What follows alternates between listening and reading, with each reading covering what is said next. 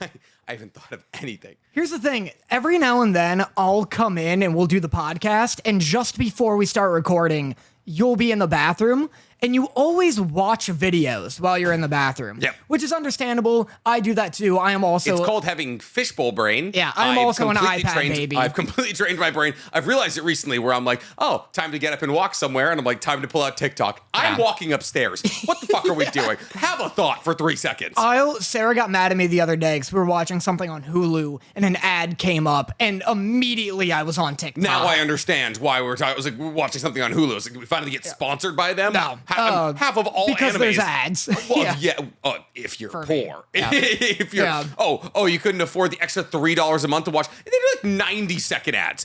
They're so long. Yeah. It's obnoxious. They're like ad 1 of 7. Yeah. Fuck off. But I was saying you were in the bathroom and I heard a very healthy, strong stream of piss. I got a fire hose on me. And I also heard you listening to our podcast. Mm-hmm. Don't ever piss to my voice again. Listen, I hate to break this to you.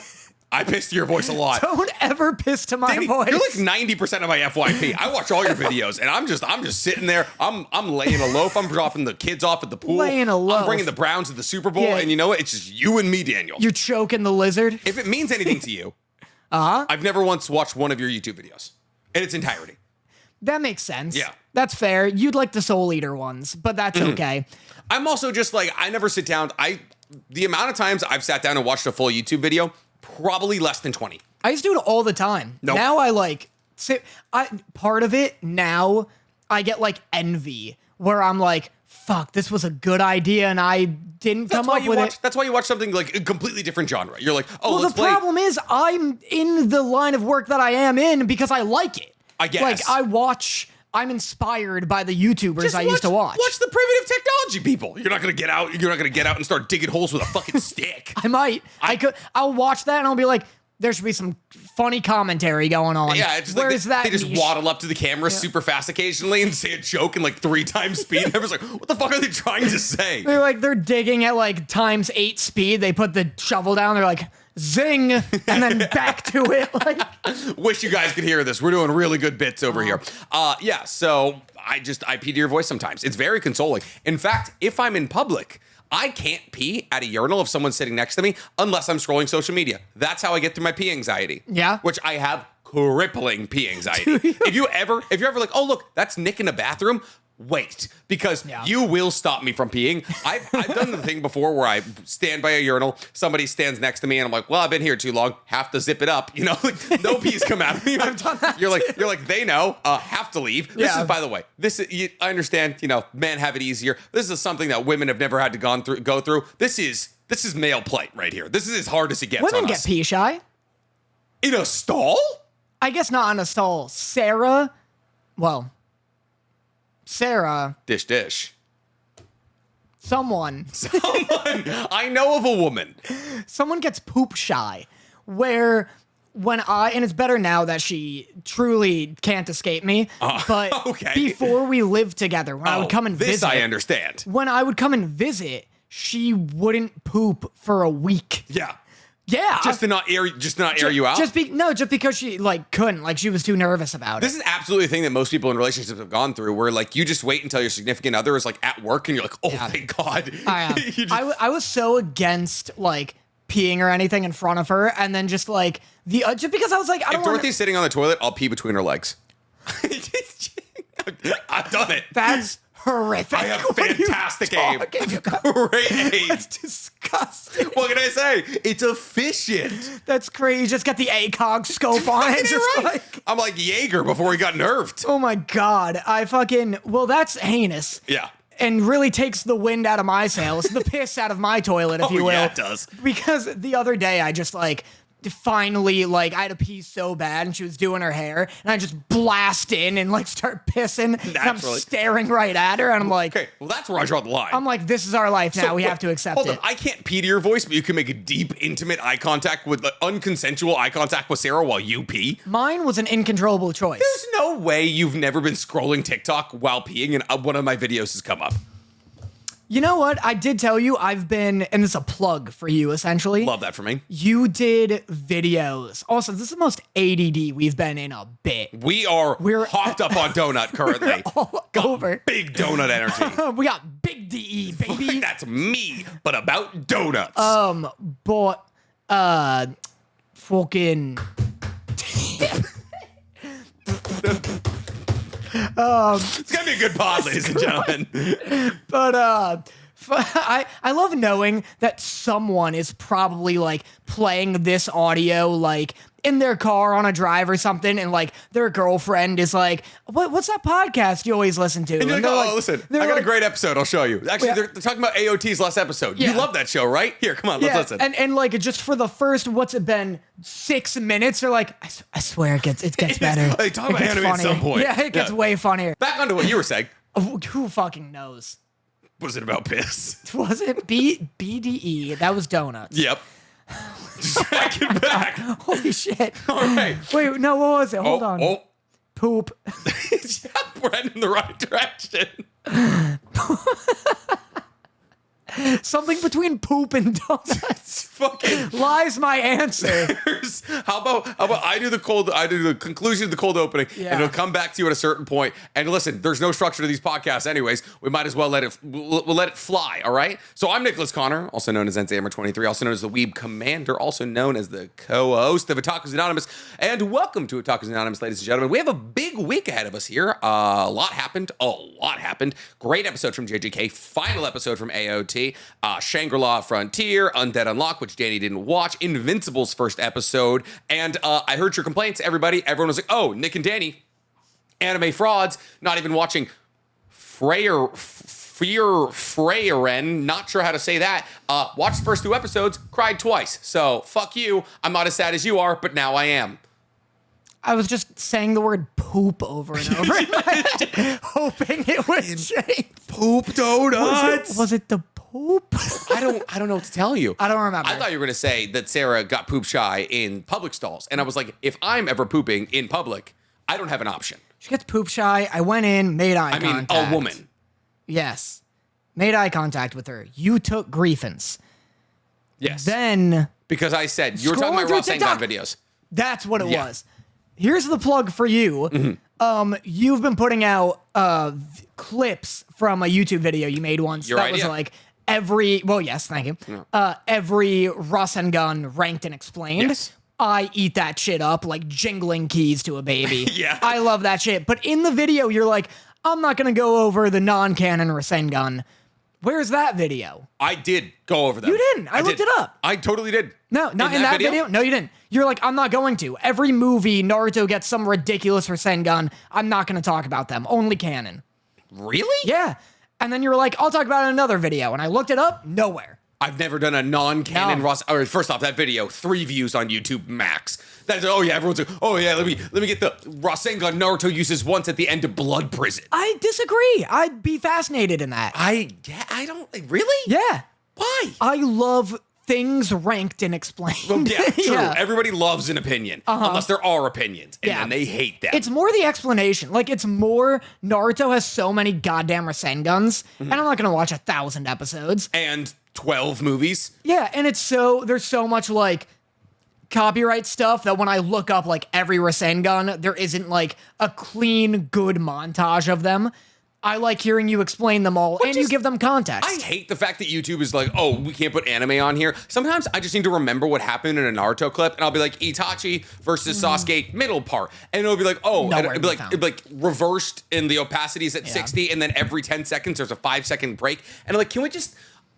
Like, how is it? This isn't going to replace. It's Japan. It's not YouTube. Fucking Japan. Yeah. But anyway, those videos are good. Make a non-canon one. I'm Danny Motta, also known as DMotta3 on TikTok. But also, I'm Danny Motta on TikTok now. If you look that up. Yeah. Consolidation. I'm just Danny Motta, always and forever. Big Danny Motta energy. You know, it's a big flex on my part. At the end of my videos, to promote all of my musician friends, because I have a lot of them.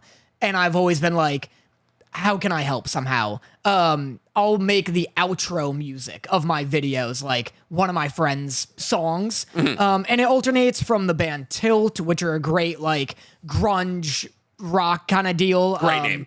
They're sick. I would have gone Tilt. Tilted, but with just one D. Tilted. It's Tilt, but the I is an exclamation point. Towers. Oh, fuck. Yeah. That's great. It's pretty cool. It makes searching for them confusing if you don't know that. But sometimes it's Tilt, sometimes it's Fade. But if you type in Danny Motta on Spotify, it'll have Otakus Anonymous. Good. Comes up, and then the band Tilt.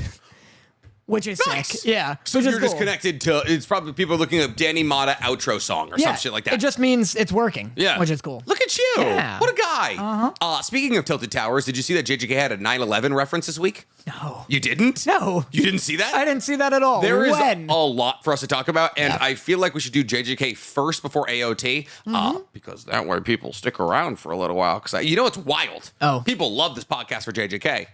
I feel like some people might actually be checking in for AOT over JJK this week. But I'm going to say it. Yeah. JJK's episode, if it was an hour and a half long, probably would have been better than AOT's. That episode was bananas. Bananas. It was a bussin'. It was, if I do say so myself. Bussin'. It was insane. It was sick. Fully insane. I'm so happy. What did you think of the animation? I'm so fascinated to know.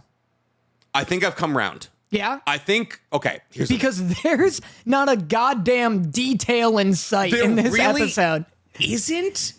I love it. Yeah, I mean, it's just, okay, it's really tough for me because at the same time, I'm like watching all this movement. I'm like, you can't do this in detail. Yeah. That doesn't exist. There's 1,000 rabbits. And then I'm like, does it look better like this? Like, does it like convey like the like absolute insanity of the moment? And then it's like, okay, I think there's kind of a big difference. So when we're talking about movement and like loose animation, I feel like what comes to a lot of people's mind is the pain fight.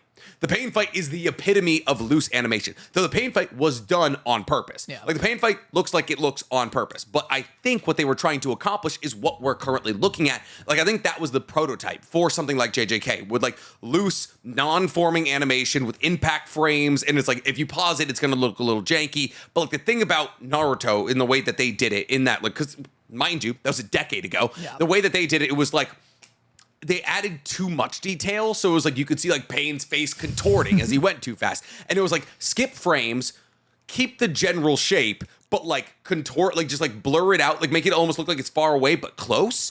It's like, yeah, they drop detail and turn people a little blobby. Yeah. But it makes it seem so much more fluid. And it just like holds your attention for longer. And I think like, I don't know if I necessarily fully agree that like the pain fight is like I think Mob Psycho when I see this season. Yeah. It feels very Mob Psycho. Well, Mob Psycho also does the thing where like a camera will like shoot in like an arc type thing. Like a camera will like follow you through a building or something like that. Like I feel like the biggest thing about Mob Psycho, and this might be douchey, but like the direction is so good. Like the animation is very good, but also the way that you follow the people in the fight is really good. I think the pain fight's problem was they were just translating the fluidity to faces. Yeah. For some reason. Like Pain's turning into fucking like crustaceans and then in that fight. Even when they're still, the details are still not great. Like there's a moment, there's literally a moment when Pain lays down and uses his absorption ability to like knock away True Seeker or Tail Beast bombs. And like even while laying down like on top of a rock and like reflecting these shots, like the detailing is still not good. The big thing about JJK is there's these interspersed moments where things slow down and the detail goes right back to being really good. Well, speaking of Naruto also, and we should say, this is what episode, how would you describe this? Just so people who are watching this months in the future know what episode we're talking about. So we're talking about Gojo. Well, there's a lot went on this episode, but specifically the most important thing is Jogo versus Sukuna. Yes. Okay. Speaking of Naruto, this episode reminds me so much of the Naruto and Sasuke like first fight in the like Valley of the Five whatevers. Like when Sasuke gets the pupils punched out of his eyeballs? Yeah. Because that is the first time I've ever been watching a show and like I'm watching the episodes back to back and like, you know, say it's episode 99 is the one before that fight. Then when it switches over to episode 100, I'm like, oh, this is not the same studio. This is like a different art style. Yeah. This episode, the second it started, I was like, this is not the same art style. things are about to get crazy. I also was kind of thinking the same thing where I was like, so different. It didn't look like the rest of the season. It doesn't look anything like the rest of the season. There's even a part where it looks like it switches to MS Paint. Really? When Sukuna's sprinting through the building, I tried to take a picture, but the Funimation app sucks. But Sukuna throws Jogo through a building and he runs in it. He does this big did you see spaghetti run. Oh, did you see? So the point where he throws Jogo through the building and then he closes the distance. Did you see the impact frame? Yeah. Where it's just his he's a big face. ghoul monster. Yeah. Immediately after that, it switches to fucking Microsoft Office. But yeah, so I saw that from frame 1, I was like, oh, this straight up looks like Mob Psycho in terms of detail. Something crazy is gonna happen. Yeah. There's gonna be a lot of action to make up for this. And I was right. What's crazy is obviously, so the battle ends with Jogo versus Sukuna, and they're like, all right, let's see who has more firepower. And you see an interspersed conversation between Jogo, Hanami, and Dagon, and he's like, oh, we're the real humans, all these kinds of things. And this is the thing that Sukuna keeps doing throughout the entirety of JJK, is that he kills people, and then right before it's revealed that they're dead, he's like, you did good. Yeah. He's like, you were approaching life wrong. You should have approached it like this. You were strong. It happens a couple more times, and you're just like, this man is just handing out lessons. Yeah. So Jogo, absolutely insane fight. Him bashing him through all the layers of the building, and then and the moonlight coming through. That's one of those moments I'm talking about where it's that right there interspersed is a high detail image. Yeah. But I feel like they draw Sukuna as Yuji different every single time. Every single time I see Yuji as Sukuna, I'm like, that's a different human being. Yeah. It's weird. I always find Sukuna really funny that he has to look like Yuji. Yeah. He comes in.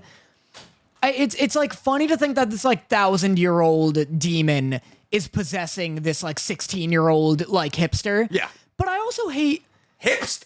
Yeah, what are you talking about? What is hip about him? He's fucking in Ghost Club. He's a sorcerer. Yeah. That's being a sorcerer. Yuji's oh, I love the occult, and you're this right. and that. I forgot about that. Yeah, you forgot about Ghost But Club. was that because they needed additional members, or am I mixing up Mob Psycho with that? Yeah. I think I'm mixing up Mob Psycho because they were we need at least 4 members. Right, you're right. And then they moved the workout club in there. It's similar because they can Ghost Club because there's not enough members, but Yuji likes being in it. What? But you tell me you wouldn't join Ghost Club? Hold up. Time out. No. What? Fuck What? JJK. You wouldn't if you're high school at a Ghost Club, you wouldn't join. You want to be in a club with a bunch of Etsy witches? Yes. What? What are we asking? Listen, I wasn't joining Dick back in the day, to be fair. I wasn't in any club. If there was a club just filled with angry, angsty goth women, yeah, I think I'm joining. I guess that's you want fair. to do a seance? Oh, you want to play with your Ouija board at your house? Okay, Yeah. cool. Should we kiss? Why is it going towards why? Why is it going towards my penis? Oh no! The ghost told you to fuck me. What? Get out of here, ghost. That's the number one. There's the entire school. I love the next 3 weeks you're texting this girl that was crazy what the ghost did, right? Was Listen, that are weird? you safe with that ghost? And you're, Yeah. actually, I should come back because Yeah. that ghost tried to pull a move on Yeah. you. So I'll come keep you safe, and we'll watch spooky movies all night. Yeah. That fucking yes. All right, you're right. I would join Ghost Club, 100%. Absolutely. Oh my god. Get the fucking decibels down. Get that octave reined in. I just can't believe you said I don't want to hang out with Etsy witches. I feel like I didn't I don't need know you turning into Keegan Michael Key right now. Listen, I have octaves that a lot of people don't know I have. I guess all right? so. Yeah, I'm able to achieve heights that you didn't even dream imaginable. Bring it back down to a C minor. All This right, is the Get best that I felt sharp for a outta pod in here. a long time. I also feel good for some reason. Had a donut? We gotta do a donut before pod every. Apparently, I had caffeine before once, and I was like, "Damn, I'm feeling good." Ghost Club, hipster, fuck. Oh, I You was find gonna. it funny that the 2,000-year-old demon has to look like a boy. Does Sukuna just coincidentally look like Yuji? Kind of. So dumb. Yeah. Yeah. Well. What?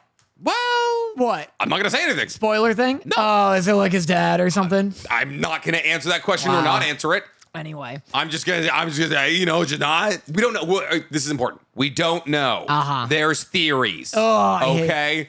We don't hate know about shit. anything. But they do look alike. I hate all media. Why? And I'm fine being quoted with that. Okay, currently the JJK fandom, by the way, is on one of its wildest tirades I've ever seen. So JJK has been doing this thing where it's like two manga chapters will come out and then they'll take a 2-week break. And I'm like, all right, cool. But in the 2-week breaks, JJK fandom, like TikToks have been going absolutely insane. There's an entire thing right now, an entire like meme collective going on right now, which is just people being like taking different characters from JJK and being like the strongest or nah, I'd win or something like that. So the JJK fandom is bored, which is ridiculous because they have #1 anime on Earth right now. I know, shit's so good right now. Second biggest manga on Earth. Apparently, Kagurabachi has taken a step back. Good. It's now #3 manga on Earth, which is still insane for a manga with 8 fucking chapters. I will say, just before I forget, even though it's in my notes, but I forgot last time, Mob Psycho isn't necessarily what I meant to compare it to. This episode looks like Devilman Crybaby. Very accurate synopsis. Yeah. Because Devilman Crybaby is the epitome of Cryberry. Yeah. That's the cereal. It absolutely is. Yeah. It's like that and like Choco. What's the one with the fucking vampire? Choco? Choco. Oh, Count Chocula? Count Chocula. Yeah, there you go. baby. You got it. So Devilman Crybaby is the epitome of sacrificing form for style and movement. Yeah. It's like the entire thing is about running and like like he's doing the Devilman Crybaby run in this, where he's like super doing long. this. Yeah. That's what it is. And Gojo does that. When Gojo. Oh, when he he's tears through everyone's everybody? heads off. Yeah. I wonder if they're inspired by Devilman Crybaby. Probably. Because they're doing the run. They've also done like many anime references throughout the season, so to assume that they were like, oh yeah, let's reference one of the most legendary animes of all time. Yeah. So yeah, we're talking about specifically the remake of Devilman Crybaby, which came out like, I don't know, 8 years. I think that's just Devilman Crybaby. It makes me so need sad. another donut? Devilman Crybaby is the remake. Devilman is like the OG. Did not know that. Yeah. But yeah, so that is like definitely, it's like very similar to that, where it's like high speed movement, no form. They're kind of like amorphous blobs. And what's crazy, and well, obviously, Jogo versus Sukuna was the best fight of this episode. Good. Toji versus Megumi was also fucking sick. It was good. We'll get into it because I wanted, going chronologically, I enjoyed that Toji made reference very obviously to our goose number bit. Oh, where he just took... Where he took a rabbit. And just started hitting people with it? Yeah, because I have always said, if you want to beat geese, you use a goose. They come in packs. Yeah, That's the thing. If you can kill a goose, you can kill a geese. Exactly. Yeah. And he takes a rabbit and kills rabbit. Yeah. That's the thing is...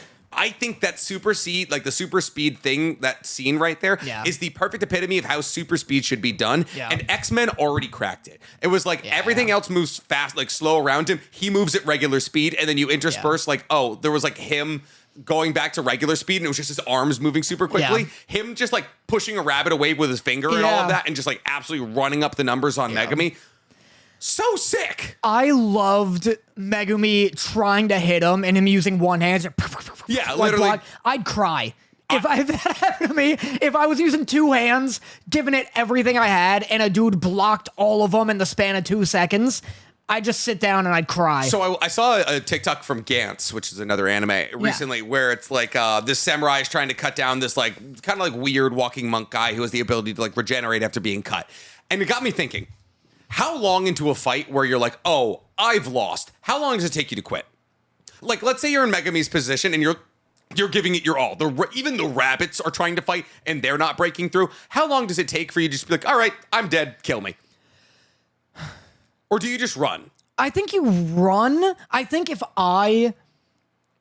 a villain ever just teleported behind me, like if I was in a moment where I'm like, I'm going to get out of here, and then they're just boom behind me, I'd be like, you win. GG's. You win. GG. How am I getting away? Good game. Yeah. GG easy you. Like, it's just like, let me choose how I die. Like, that happened in Not this. the face. Yeah, not the face, not the balls, please. Yeah. Not in that order. I'd prefer not the balls and then not the face. Because the balls is an instant. No, it's not. You don't die instantly from the balls. It would be awful. I mean, the best way to go is JFK. I mean, he did get it to the face, but like, that is, are you kidding me? The best way to go. Shot in the head. You're just on a little ride. Yeah. Good night. Yeah. Incredible. Yeah, I'd prefer my face not to end up on my wife. I prefer my wife doesn't have to try and scramble up my brains like it's fucking Yahtzee. Yeah. But is that how Yahtzee's played? I don't know. Yeah, sure. Like knuckle bones. I think that's what happened. He died, and then she went Yahtzee. She was looking for numbers and it was pointing at her. And they're like, were you in on this? But, that's what people said. She was like, oh, she reacted too quickly. Why'd she try to run away? Yeah. Who was the shooter? I was like, I don't know. How are you supposed to react? If I watched the back of Dorothy's head explode, I'd probably try to catch it too. She's like, fuck, need that. Like, what? But by the way, JFK didn't get shot. His head just did that. Yeah, it just does that sometimes. Too much cholesterol. Too many venereal diseases. He does the rabbits. Yep. Block, cry. I don't know. You're running. I'm running. Long story short. That happens in this where the guys are like, I forget, I don't know their names. I don't know why I say I forget. I never learn them. But the guy in the big trench coat with the samurai sword. I'm going to be real with you. I don't know his name. He's in the manga occasionally, and I'm like, oh, the guy who doesn't want to fight, and that's it. Who cares? I know Panda. Yeah, Panda. I should have recognized that. Him and Panda, Panda also is like wildly under-detailed in this. Like, doesn't even look like the same bear. I love watching him hop over things. I also do. But they have a moment where, like, the guy in the trench coat's like, we gotta get out of here. And then Sukuna's just behind them. Yeah, and he's like, if anybody within 100 meters moves, I'll kill you all. Yeah. And they're all just like, okay. I mean, and I would do the same. Sukuna says, like... Yeah, if somebody just fucking appeared, I would do the same. And then watching everybody, like, blitz away. The only, like, unrealistic part of that is all of them should have been doing, like, a Jim Halpert face where he appears. Yeah, and they're all just... just like Dwight holding a gun. He's like, yeah. It's like a slow camera pan. I would love just like the incredible, just like daytime television bitch just start getting introduced in JJK. Yeah. That'd be great. But so I did like the Toji Megumi fight. I don't like that Toji kills himself. Why? What do you mean? He just came back. He recognizes it's his son. Why even come back? Okay, not up to him. But I mean, like story-wise, like what a big waste of time Toji has been for the second time. Fair. Okay, here's the thing. And you also told me he's like a big deal. He is. Again. He killed Dagon.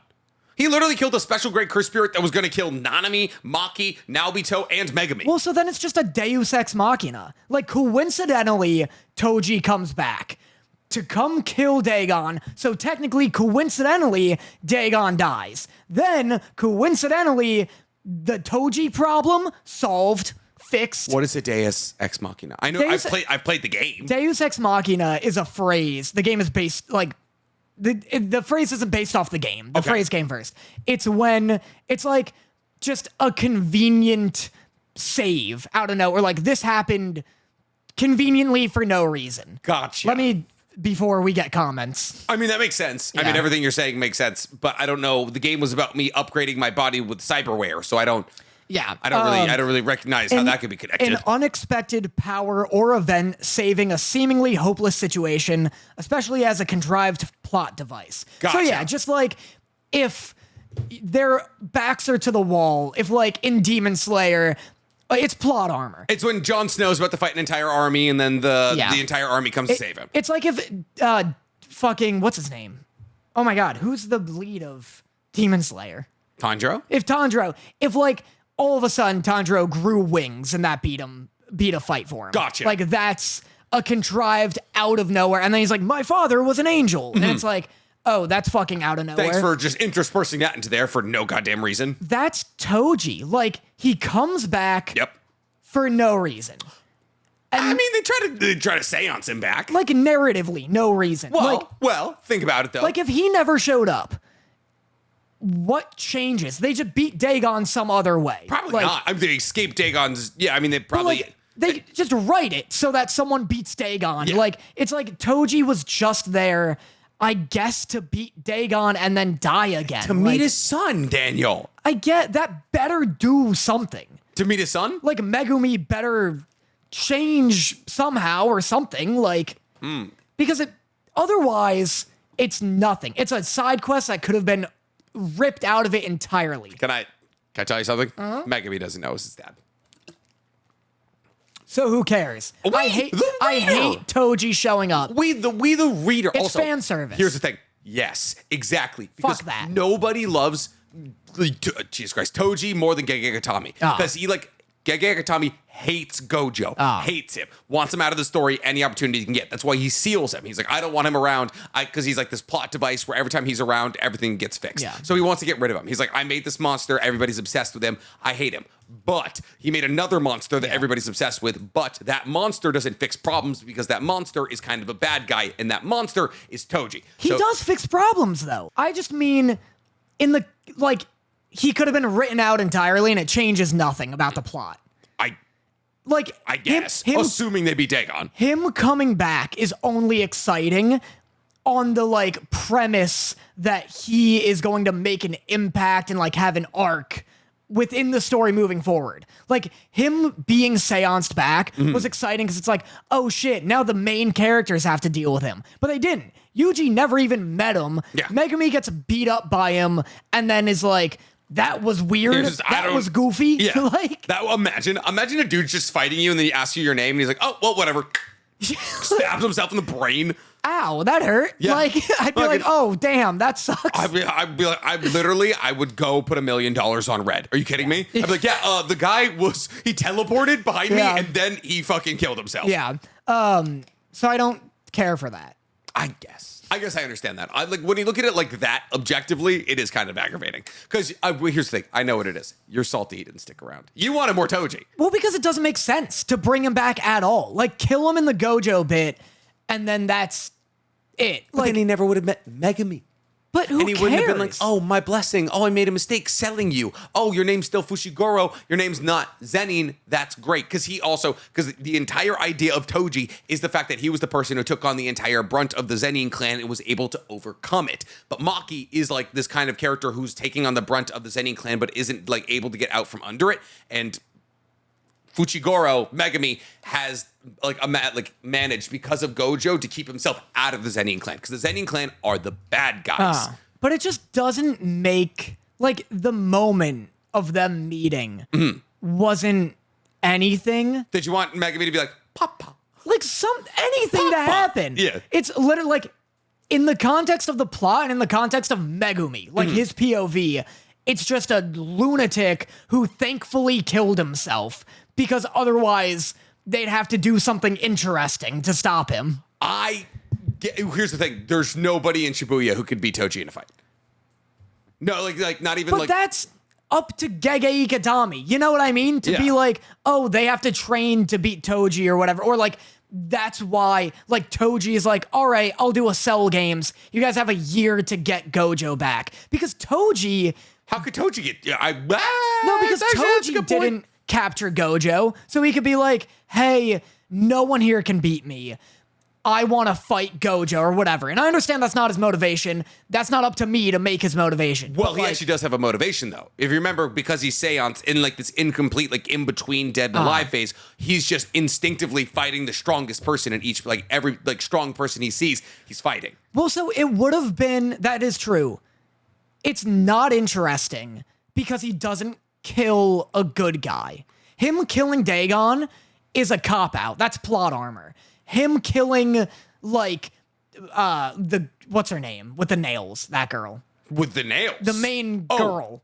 Nobara. Nobara? Him killing Nobara and then killing himself would have made it interesting. Because then it's like, oh, Toji came back for, like, a reason. Like, he affected the plot by coming back. But just killing Dagon, it's like, thank God Toji came back for no reason. So you just want Nobara dead? Any lead character. But you just said Nobara. Well, because Megumi, it'd be like, it shouldn't be Megumi because it's his son. It won't be Yuji because he's Yuji. So you're like, Nobara's, logical. Yeah, Nobara's the last one. Logical unless it's choice. like, next up. Yeah, next up. She's next on the chopping block. I hate that take, but I love Nobara. Well, like, if he killed Panda or something, like some main character where it's like... Nanami, sure. Yeah. Any good guy character. People would be pissed. It would have at least made his coming back meant something other than literal plot armor. I guess. It's just plot armor for the main characters. That's crazy. Like, thank God Toji came back. I can't believe you're rooting for the allies to die. It's interesting storytelling. That is sad, is what it is.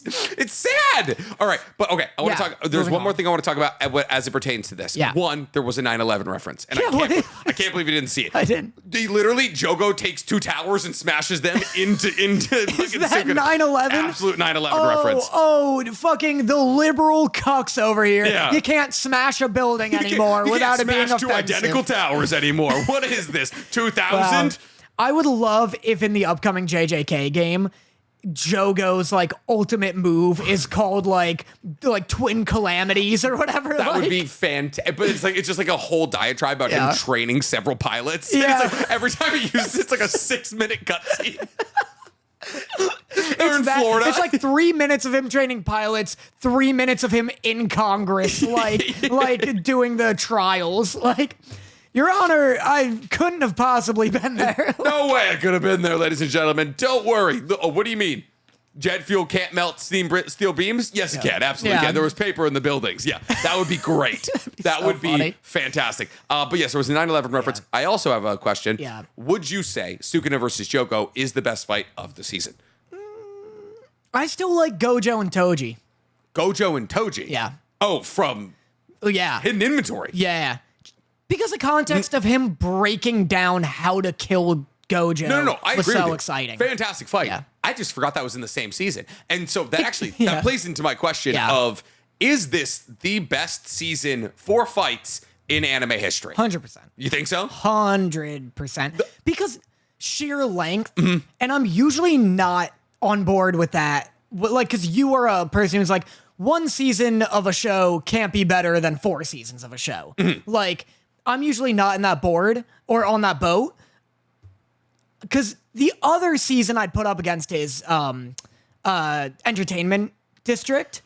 Yeah. Well, the thing is, it's like 4 episodes of fight versus like 8 episodes. Well, yeah, it's like 4. It's like 8 to 12 is an incredible battle. Yeah. But then it's like 1 to 8 is a couple of like smaller battles and like building up towards like Daki and Gyotaro being against everybody simultaneously. And like the animation there is gorgeous. And like that is, I feel like, ironically, Demon Slayer is the exact opposite of JJK in that it's high motion, high velocity, but also retains its form. Yeah. And that's why I think a lot of people might look at Demon Slayer and be like, oh, better. But at the same time, like a lot of Demon Slayer's fights are like a lot of like, especially Tengen versus Gyotaro is like a lot of just like sweeping things. Yeah. And then it's just Tengen and Gyotaro kind of staying in the middle of a rotating camera. Yeah. But like with this, it's like a follow camera through buildings. It's like hardcore Henry. It's not a lot. Thank you for best movie of all time. Yeah. It's not a lot of choreography in Demon Slayer. Yeah. Like, with Tengen,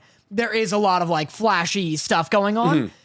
But Demon Slayer, with them all being samurai, essentially, it's a lot of, they do a big charge and then a big slice. Yeah. I mean, and that's pretty. Zenitsu's entire thing is EI slashes, which is just like pulling your sword out of your hilt fast. That's a lot of Zenitsu.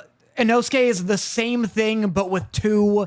Tanjiro just does a big Hinokami. Like, it's like a lot of one moves, and then they linger on it. Yeah. So it's pretty in high detail, but there isn't like a fourth of the movement that this has. Yeah, there's no somebody getting like smashed through individual floors and their jaw falling off. In terms of like fights, this is the best in anime history, like season wise. I also agree. I can't believe how long it is. I can't believe how many fights there are. Yeah. We are so fortunate to be alive. Without it feeling like, and I think something that a lot of people are going to bring up is TYBW's second season, because I got it first try. And because the entire season is just them doing back-to-back-to-back fights, but it's just Stern Raiders that you've never met versus captains. Right. And so everyone's gonna be like, oh, that's 12 to, I think it might have been 13 or 14 episodes of straight fights. And you're right, it is. But these are all important fights that carry weight through different timelines. Like, not only is Gojo versus Toji great, but Toji versus Geto is probably also just as good. Yeah. And then there is Chozo versus... there's a Chozo? Chozo. These names are crazy. Chozo, the blood guy. Oh, that's his name? His name is Chozo. Yeah. hate the name. It's not great. Chozo? Gojo, Toji, Chozo, Jogo? Mm-hmm. You kidding me? There's more. Trust me. Yeah. It's so funny. It's all bad. And then Chozo versus Yuji. Yeah. Obviously, and then there was Gojo versus Hanami and Jogo and everybody down on that platform. There's been like 6 or 7 high quality fights in like 18 episodes that have had massive plot repercussions. Yeah. It's great. Like the only bad fight is Yuji versus the dick devil. The big cricket. Yeah. There's 3 episodes I would skip when I buy this The inevitably Mei yapping episode. Yeah, Mei yapping. Yep. The one with the fat chick. Oh, the first episode of the part 2. Yeah. And the cricket one. Yeah. And that's it. Those are, I think the Mei yapping one and the cricket one are right next to each other. It's just Mei explaining what's happening on the way to all the important fights. Yeah. What's crazy, there's more important fights coming down the line. I know. How many more episodes are left? That was 20. That was 20? We have 3 left. Yeah, I think we either 3 or 4.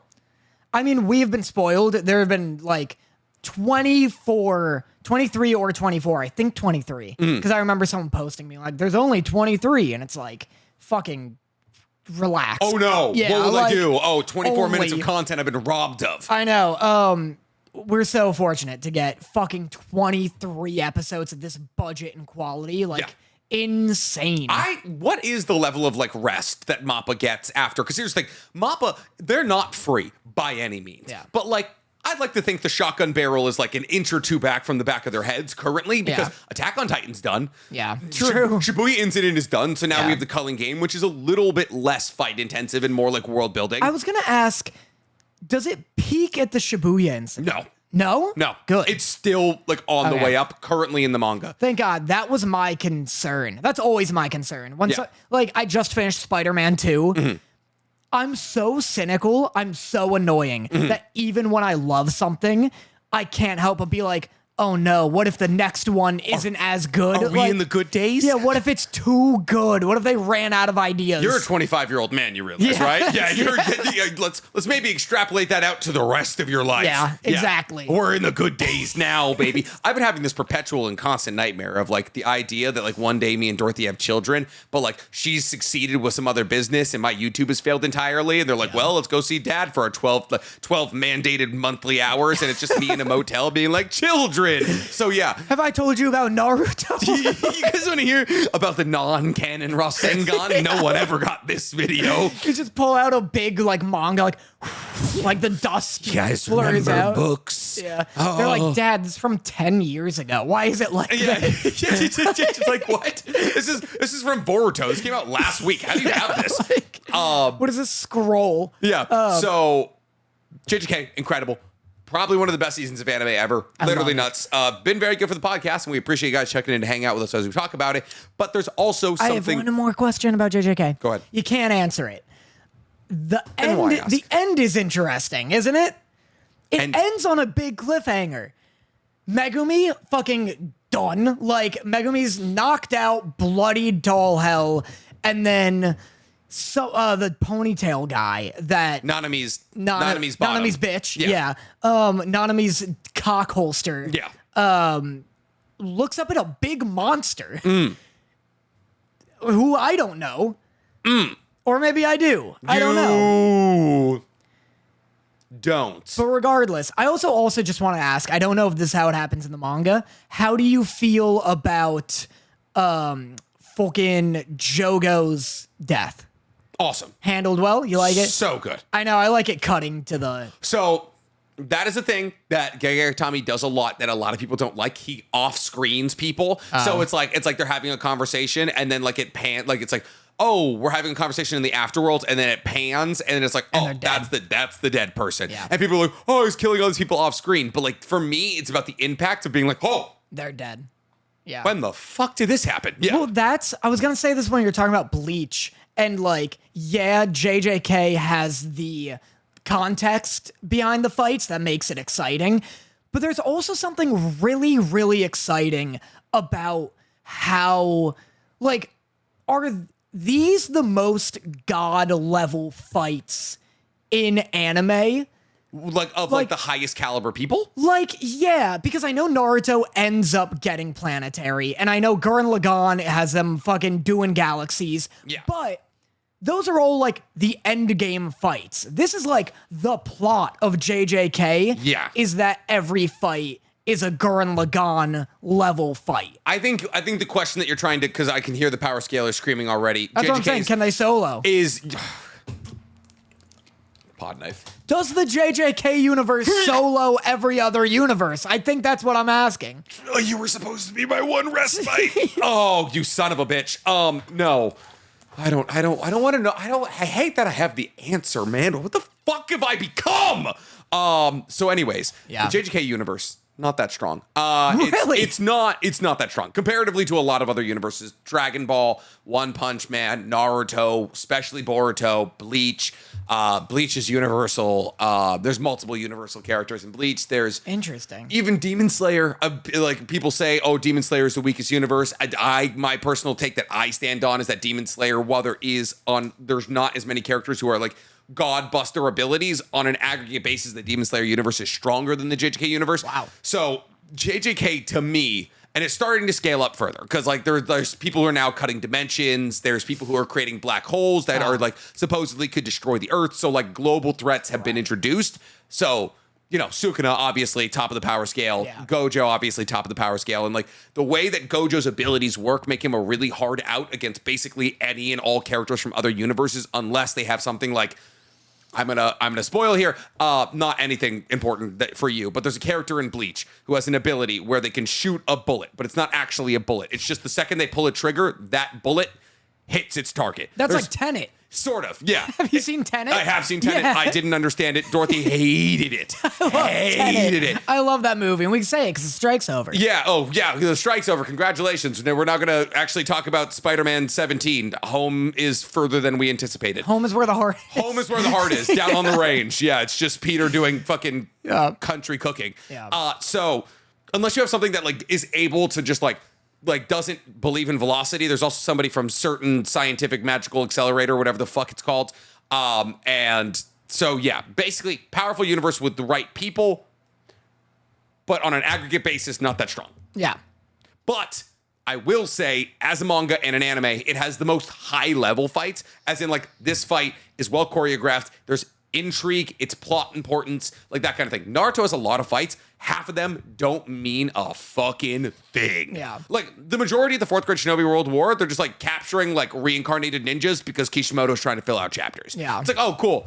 They got Gengetsu, the second Mizukage. Fucking what's Madara doing? Like what are we doing here? Right. But before we get into all that, guys, today we got to talk about our favorite reoccurring sponsor to the pod, Factor. See, Factor understands that the wintertime can be an incredibly hectic time for you or anybody in your life, and therefore Factor wants to help you save time and make sure you don't pack on those winter pounds through their incredibly convenient, dietitian-approved, and healthy and delicious meals. See, with Factor, you can skip the extra trip to the grocery store so you can focus more on your caroling or your wrapping of presents, while also ensuring that you can enjoy fresh, never frozen meals in just 2 minutes. And Factor understands that when winter comes along, we also have to put on, let's call, a little bit of a personal warmth layer. And therefore, Factor always makes sure to give you the option to order calorie-conscious meals, all of which that are dietitian-approved, tasty, and clock in at under 550 calories. And I know that Factor saves me and Danny's lives, because whether or not it's making sure that our respective dogs stay alive, our respective girlfriends stay happy, or our respective YouTube channels continue running at a capacity that you would like, Factor makes sure that we can save time and also eat correctly. Because there's only so many hours in the day, and I don't have an hour to throw at prepping lunch. And therefore, the incredible convenience of being able to pull a sleeve off some food, throw it in a microwave, nuke it for 2 minutes, and then have a delicious, dietitian-approved and tasty meal. Well, you can't beat that. But don't just take my word for it. Try Factor today. Head to factormeals.com/otakus50 or use code otakus50 at checkout to get 50% off your first order of Factor today. That's factormeals.com/otakus50 or use code otakus50 checkout for 50% off your first order of Factor today. Who knows, with the time you save with fueling with Factor, you may be able to start a podcast of your own. All right, but that's enough about JJK. Let's get back into probably the biggest thing of the week. Attack on Titan is over. Yeah. I have many feelings. But gone. I sold Make you. like Hunter x Hunter and gone. Yeah. I sold you a dream Yeah. that might have been inaccurate as I currently feel. And I want to hear how you feel about the Attack on Titan's anime ending. Yeah. And then I want to have a conversation about the manga's ending. Boy, doth you. Yeah. Because if you haven't heard last week's episode, I told Danny it's not good. Yeah, you have been, for all week, you've been going around preaching that the manga, the Attack on Titan manga, is terrible. You were like, this is going to be Game of Thrones Season 8 level backlash. That's what you said. Yep. And you kept saying it, and you were so confident. And as a resident Attack on Titan hate watcher, You were looking for it. I was so let down by you. Yeah. It's so really good as far as Attack on Titan is concerned. Like, Bingo. it is, animation-wise, it's the best it's ever been in the Mappa era. You want to see what note I wrote? What'd you write? Best AOT is looked under Mappa. 100%. Second note. Looks great. The first, like, half hour to hour, maybe, really gripping. Like, when they're on Eren dealing with all the fucking, like, Titan shifters. Bone Boys. Yeah. Yeah, or Titan Shifters. I mean, Bone Boys is probably better. When they're dealing with all that, that's really exciting. It's really cool. I'm astounded no one died. You're right. Yeah, no one dies. That's crazy. For years, I thought, because I knew people hated the ending, for whatever reason, I thought it ended with most characters dying. Can I tell you why you thought that? Why? Because that's how it was supposed to end. Really? There was an original ending that Isayama wanted that leaves Connie, Jean, Mikasa, and Armin dead. It's that Eren wins the rumbling and that everybody else fucking dies. So that was the original. That was the original like planned ending, and everybody was like, no, don't do that. And so he changed the ending, which is why we ended up with like the kind of shoddy, half-baked ending that he ended up creating, because in the end he wanted Eren's rumbling to succeed, and then for like him to go back to Paradise Island and like rule over it as a god. Interesting. Well, that is interesting, because I don't mind the happy ending. Like, I usually want Happy isn't the word I would use. happiest. I guess. Well, Could be happier. When I like hear about like darker endings like that, I'm always like, fuck yeah, give me that one. That's hype. Gotcha. This one I don't mind, but I'd seen memes that were like, the only character that survives Attack on Titan is Tree-kun. Sort of, yeah. And so for a while, I thought everyone died, but I guess it's probably because of that. But like, yeah, animation's great. Well, no, that's not why. No? The only person who survives in Attack on Titan is Tree-kun. Oh, because everyone dies eventually? Yeah. Yeah, okay, But, nice. well, like everyone dies eventually. Yeah. Did you not watch the end of the episode? What are you talking? When the city gets nuked and then the little boy and his dog find the tree? No, what are you talking about?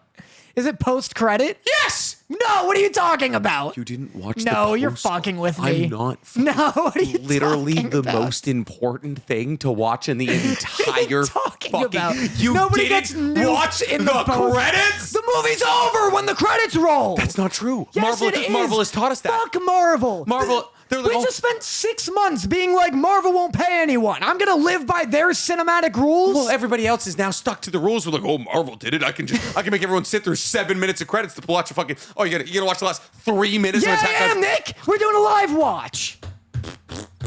Hold on. That doesn't happen. All right, we're gonna do some editing magic here, and Stank is gonna cut to the part Skip where credits. where The dogs are mad. the dogs now. are mad. Where Danny has finished the episode. And ladies and gentlemen, we are back. Danny has now seen the credits to Attack on Titan. The only one who survives is Tree-kun. It's Tree-kun. I cannot believe you skipped that. It's so not necessary to watch though. The entirety of the universe you just spent 10 years engaging in, and this is how it ends, and you don't watch it? Everybody dies eventually. That's all it's saying. Okay, obviously everybody. All right, so. Yes, What? obviously everybody involved with the story dies eventually, but the idea is that Eren doing the rumbling did nothing.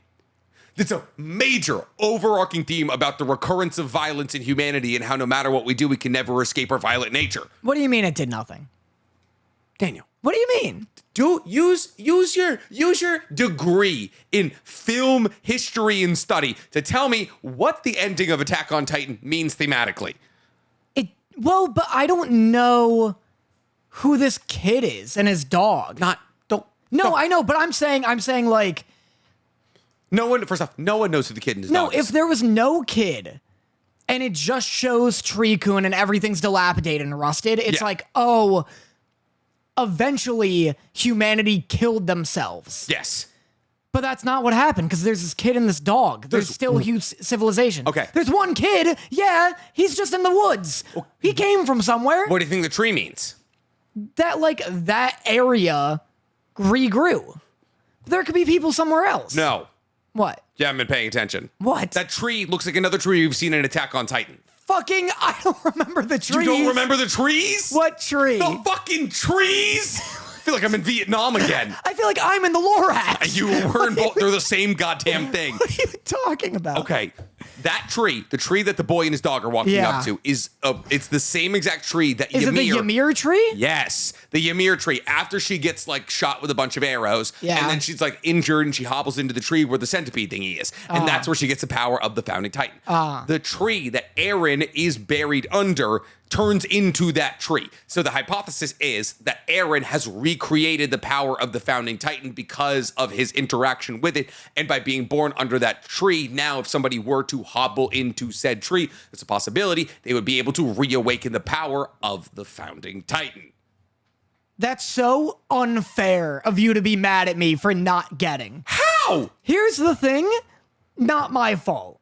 Because how am I supposed to? It's the most complicated bullshit and like... It's also been years since we saw this. That's what I'm saying. It's the most complicated bullshit and convoluted plot on Earth. Yeah. Even when I was binging it, I was hardly able to string it along. Yeah. On top of that, it's been spoon-fed to me. It's been drip-fed to me over the course of fucking years. I'd like to think this... 10 years, Nick. 4 seasons. And you're like, you don't remember the trees. I would like to take this moment to apologize. I, for a second, forgot that I am a YouTuber who makes full-on informational content about things, and that some people aren't that. Yeah. So completely forgot. This show is so lucky I remember the fucking protagonist's name. Yeah. Like, and that's the other thing. Okay. Speaking of Eren and King. Caring about him, the way in which this show was drip-fed makes any time someone's like, what? We have to kill Eren? I'm like, God, you guys are still fucking We've been doing this for so fucking long. I know it's like over the like their time period is much shorter than mine was.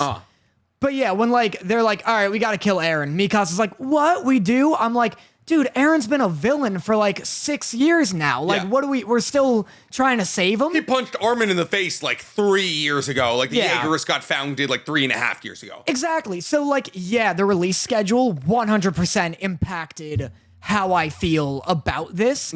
I also will say that it helped because anytime, I heard there's a lot of plot holes. I bet if I noted less in the anime than in the manga. Really? We will get into that in a second. I hear there's a lot of plot holes. If I had binged it, I bet I would notice and care more. But since I didn't, anything that I found confusing, I was just like, whatever, I probably forget. And I honestly think that, okay. That's the plan? I think Mappa and Wit did like a 5-year projection. It was like, they saw that like Isayama was like, I'm going to fucking kill everyone. And they're like, we cannot trust that man to make a good ending. And so they're like, all right, we need to spoon feed these motherfuckers. Because Mappa just churned out the Shibuya incident. I know. And like nothing. In like 8 months. Yeah. And they're like, oh, it's too much work for us. Fuck you. No, there isn't. I know. Look, listen, obviously Mappa workers should be treated better, but all I'm saying is like they could have. Like it's like clearly like they have the capability. So like my and it could have looked better. Your theory is that like, oh, they're spoon feeding it to us so people are less like concerned with the ending because people might be upset about it. What's crazy is we know for a fact they were concerned about people liking the ending because they changed it. What changed? The manga and the anime have the same ending for all intents and purposes, but there's key moments changed throughout the story to make the anime's version more likable.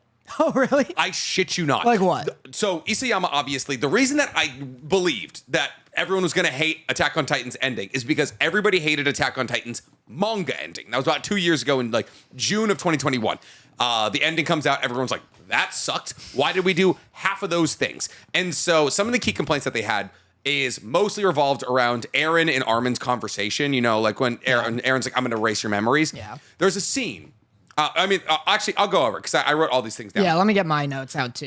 So I wrote the public perception of the anime is much better than the manga, probably because the manga is slower paced. Yeah. So my thing is there's a couple of, and I have a video coming out about this on Saturday, but there's a couple of like, when you're reading a manga, you get to be as analytical and perceptive as you want to be. The thing about this episode is that the pacing fucking breakneck. There was no time for you to stop and think about anything. And also, I hadn't thought about that. The fact that it was drip fed, most people hadn't watched or thought about Attack on Titan 8 months. Yeah. So they're like, oh, I forgot. I'm so out of touch with what and this is why having our conversation, we have a friend who loves anime and we're having a conversation with him and we're like, how do you feel about Attack on Titan coming out? And he's like, I don't give a fuck anymore. Yeah. And I was like, okay, but you're still gonna watch it. And like the majority of people who watch Attack on Titan probably feel that way, where they're like, fuck this show. Yeah. I don't care. But then they watched it and they were like, pretty good. That was dope. I got every friend I have that like casually watches anime and watched Attack on Titan gave it a 10 out of 10. Yeah. Which is fair. Like I don't disagree with any of them from that perspective. So here's my thing. As an anime episode, 10 out of 10. When you take it like sights and sounds, 10 out of 10. Okay. If you were just like good music, pretty pictures. It's good for Mappa. Like put it next to JJK. Still not as good visually. I would say that episode looks as good as any episode of AOT. It's just too much the only CGI. The only episode that what was CGI? All the Titans. I could barely notice. A lot of the Titan shit. Like I could see the bird, Falco's bird maybe being CGI. There's less of it.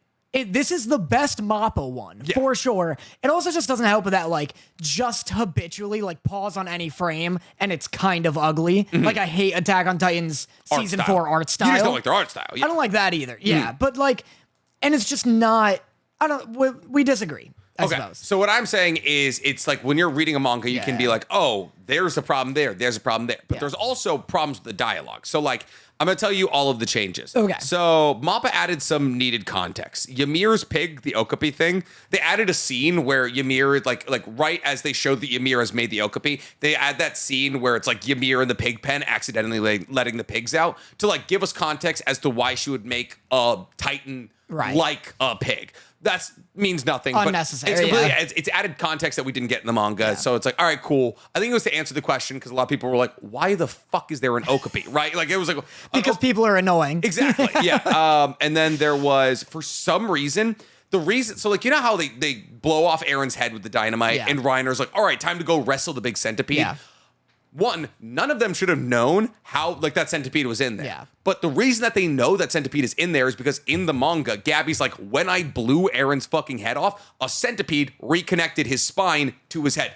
Didn't happen here? They cut it. They cut it. Weird. And that seems necessary. Right? Because I was also like, that briefly flashed in my head, but then I was like, Reiner just probably saw it come out and was like, I do be wrestling. Yeah. Yeah, but the thing is, Gabby's the only person there when it's Gabby and Zeke are the only two people there when she blows his head off. Yeah. So she adds the context of like when we blow his head off. Grab that shit. And so in the anime, they just snag it. And I think the reason they did that is because most anime watchers hate Gabby. And I was like, you know what though? I disagree because they didn't know they'd hate her until that season came out. Well, that season came out 3 years ago, Danny. No, but I mean, they needed to have included it in the season people hated her. Well, you know what I mean? They couldn't have foreseen that they would hate her. Well, no, what I'm saying is that they purposely got rid of Gabby telling everybody and giving incredibly useful information to the entire crew because they're like, we don't want Gabby involved in Eren's death. Weird. I think that's like, there's conceptually no other reason to omit that information. Yeah. Like, it's like incredibly crucial. It's how the entire crew figures out we have to tackle the founding Titan. Yeah. And weird. It would 30 seconds. It's 30 seconds of her like showing like her blowing off Eren's head and being like, that was weird. And then they make a plan to catch it. No idea why they omitted that. They also they added, oh wait, no, they didn't do that. So Another big thing that they did is when Armin and Eren, this is the biggest thing that they did. When Armin and Eren are talking, they, Armin in the manga, like Eren's like, I did the rumbling to save you guys, to make you guys the most important people in history. And in response to that, Armin, historically against genocide in the rumbling, goes, I shit you not, thank you for becoming a mass murderer for us. And everyone was like, that's the stupidest thing that's ever been written down. And right. So like Isayama like flooded with like insults over that specific comment. So we had to make a public announcement being like, I'm sorry that I worded it that way. That was not the context. Like the context was taken the wrong way. Yeah. I wish I could change it. Yeah. So what they did in the anime is that instead of Armin thanking Eren for killing 80% of people, he's like, thank you for taking me outside the walls. Right. And then after Armin says that, Eren goes, you're now going to be the hero beyond the walls. You have to fix everything. Now, instead, Armin assumes blame for the rumbling because he was also like a product of war. And so he's like, oh, I'm just as to blame for the rumbling as you are. And then he's like, but don't worry because we'll see each other again in hell. So it's like the biggest thing in the anime is Armin assuming the blame for the rumbling instead of being like, hey, man, Thanks for the murder. I think they're both bad though. Oh yeah. Because Armin assuming the blame, I was like, he nuked a port. He did nuke a port. Yeah, but to stop it, like to stop the murders. I guess. He didn't like I mean, we nuked Nagasaki to stop the murders. Easy. I'm just saying. Like, but this is so like, well, it's similar. I guess so. Huh. Danny, big A-bomb guy. Yeah, I guess so. Danny's just like, yeah, I wish we had a third one, honestly. Yeah, listen, like, if they never made Oppenheimer, we never would have made that bomb. That's all I'm saying. That's what I'm saying. So that movie was too influential. It's Cillian Murphy's fault, is what you're saying. There was too much full penetration with Florence Pugh to not make that bomb. See you in hell, Cillian Murphy. Still haven't seen that movie, by the way, so. It's good, I could say now. I don't like being unstruck. No. I think we should stay struck. Let's go back to being struck. Fuck your movies. Who gives a shit? Yeah. So, yeah, they added a bunch of things. Interesting. And what they also changed is Eren saying, you know how he was like, oh, I directed the Smiling Titan at my mother? Yeah. Yeah. Point her any other direction, right? Like... One, abso-fucking-lutely. Yes. It's either Berthold or your mom. Yeah. What about East? What about this one fucking backwards? If you can control Titans, send that bitch home. Yeah. Like so stupid. So one of the dumbest things of all time. But in the manga, he starts to tell Armin that, and Armin just grabs his hand, and they let it die. And they're like, okay, cool, we're not going to talk about it. Obviously, too sensitive a topic. And which led everybody to ask the question, me specifically, if Eren can change the fucking past, how did we get here? I know. I have my notes suck because at the time I was like, oh, it'll be really funny for me to write like really vague notes, but I'll know what they mean. Like your notes last week? Yeah, well, I don't remember what they mean anymore because there's so many. Oh, nut thunder? Nut thunder. Nut. Nice. I have a note that says I goofed. And I think that's in relation to Eren. Because Eren goes, at one point Eren's like, oh yeah, he's like, you know why I did this? Because I'm dumb. Because I'm a baka. I goofed it, Armin. You gave me the hot spaghetti, you spilled it down my shirt. I fumbled the bag, Armin. I saw. Whoopsie. But yeah, it's like, and then another comment just goes, Eren, what? Because you see what I mean? Shut the fuck up. Because yeah, he goes, I see, like past, present, and future are all the same. Yes. But this mangaka, like he's doing a Dr. Manhattan thing from Watchmen, but this mangaka is nowhere near smart enough to pull that off. Has no idea how like the concept of a flat circle of time works. Because yeah, he's like, I had to do this to like gain control of the Titans.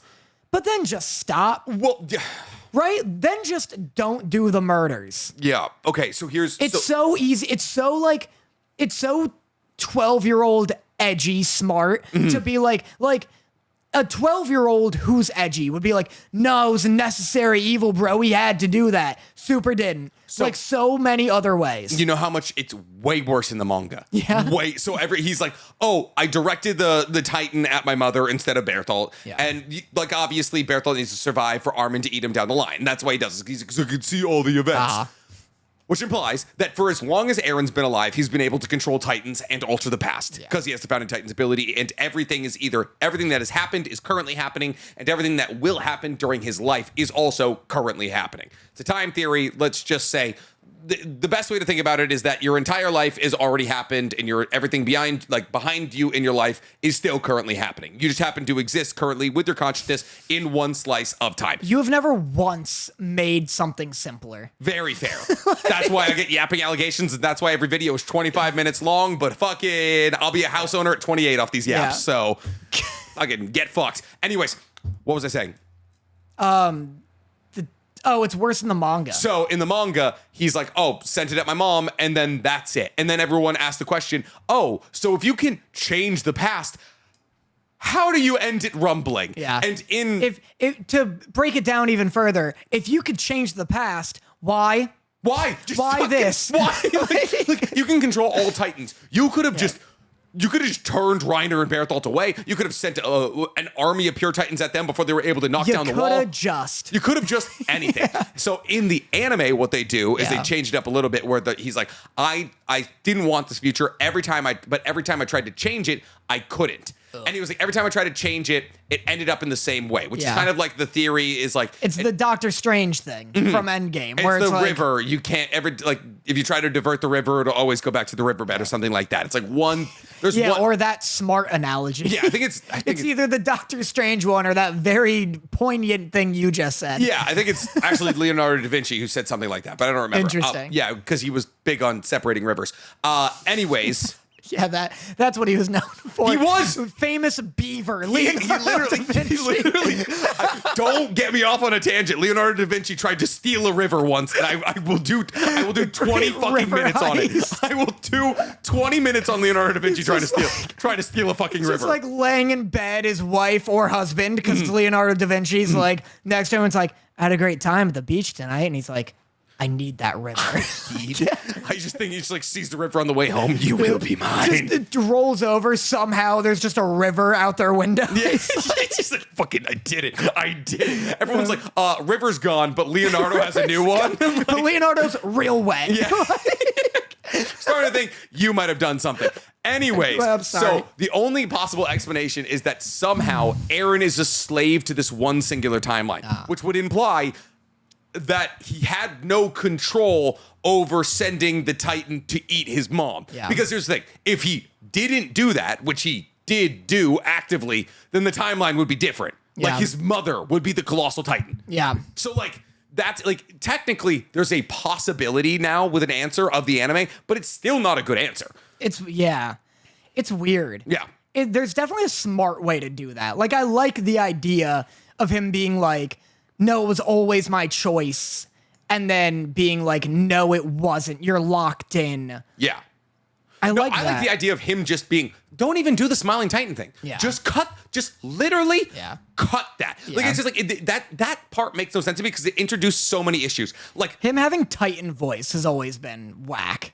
Oh, like the ability to like scream and control, but only when he's in contact with somebody of royal blood. But fucking this show sucks. So the Smiling Titan is Diane. She's one of the royals. I know. Gotcha. But it's just, that you just reminded me of like I'll be honest. Anytime Ymir came up in this episode, the TV static went on. Because I was like, I probably knew what this was at one point. I don't remember or care anymore. Do you remember when there was the big fucking face-crawling Titan? Yeah, I like that guy. 6 episodes. Do you remember what that was about? Because I fucking don't. It's my job to know. I don't remember who that was. All the bloodline shit is the stupidest shit. There's like 3 royal families, and they're like, well, we had to change it up when we got here.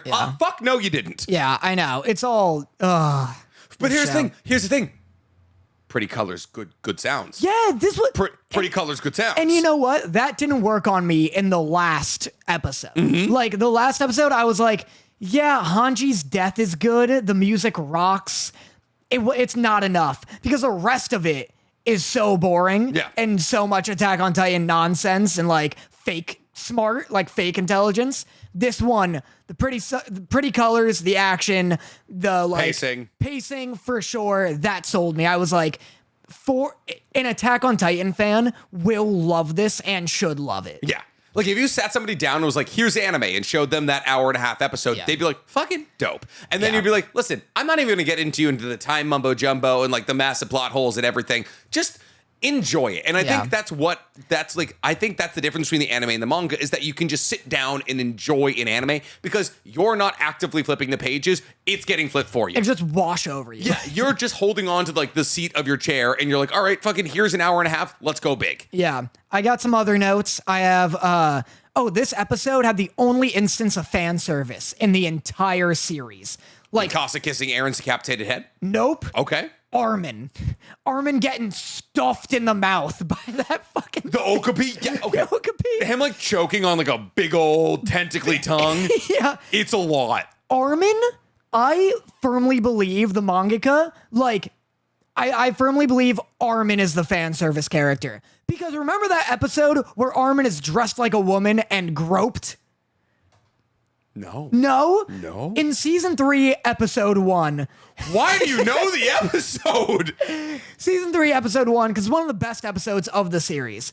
Oh yeah, you big cross-dressing grope. Oh wow. What? He's cute. Armin? Yeah. They dress Armin up, I think, as Historia or something. But regardless, he's dressed up as a woman. And Armin is like used as a bait, and some people like kidnap him, and then they're like, not much going on in the chest, but you know, she's cute. And Armin's like blushing and like, guys, please, I really don't want to be raped. Please save me. Just as a PSA to everybody out there, don't Google Armin woman groped. Hey, guess what? They don't need that PSA. No one needs that. Why'd you do Google that? that. I got some hard R34 there. Yeah. That was Yeah, I bet. That was a lot. That was a lot for me. But a lot of viewers. But yeah. Yeah, I love your casual realization that like, oh, people watch us. I like it. It's exciting. That's good. But he is so frequently fan service. And I say frequently, it's happened twice. Yeah. But for a show where it never happens, it's only Armin, and that's intriguing to me. It is. When he just gets stuffed. He just gets, what a way to go, though. He just gets horked in the mouth. Like that's gotta be one of the worst ways to go. Like deep throated to death. Well, it's funny because he's like, you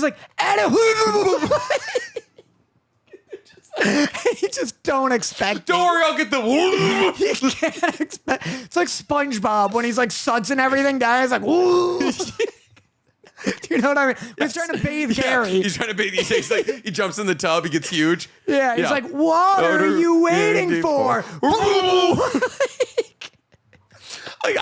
He's like, oh, I'm starting to pass out. And I'm like, fucking, I wish I could do that to a woman. Yeah, Holy shit. He's like, they're just going to suffocate me. And I'm like, how deep is that thing?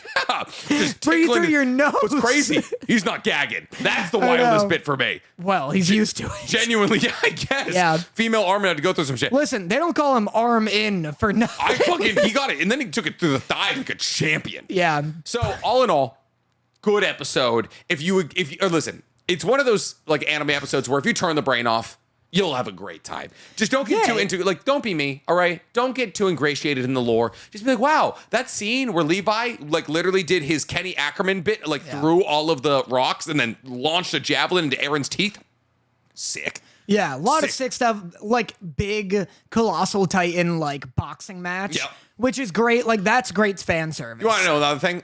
So this is another plot hole. Just because I love screaming. Okay. I love screaming about Attack on Titan. How can Eren be a colossal titan without the founding titan? It's a question for the crowd.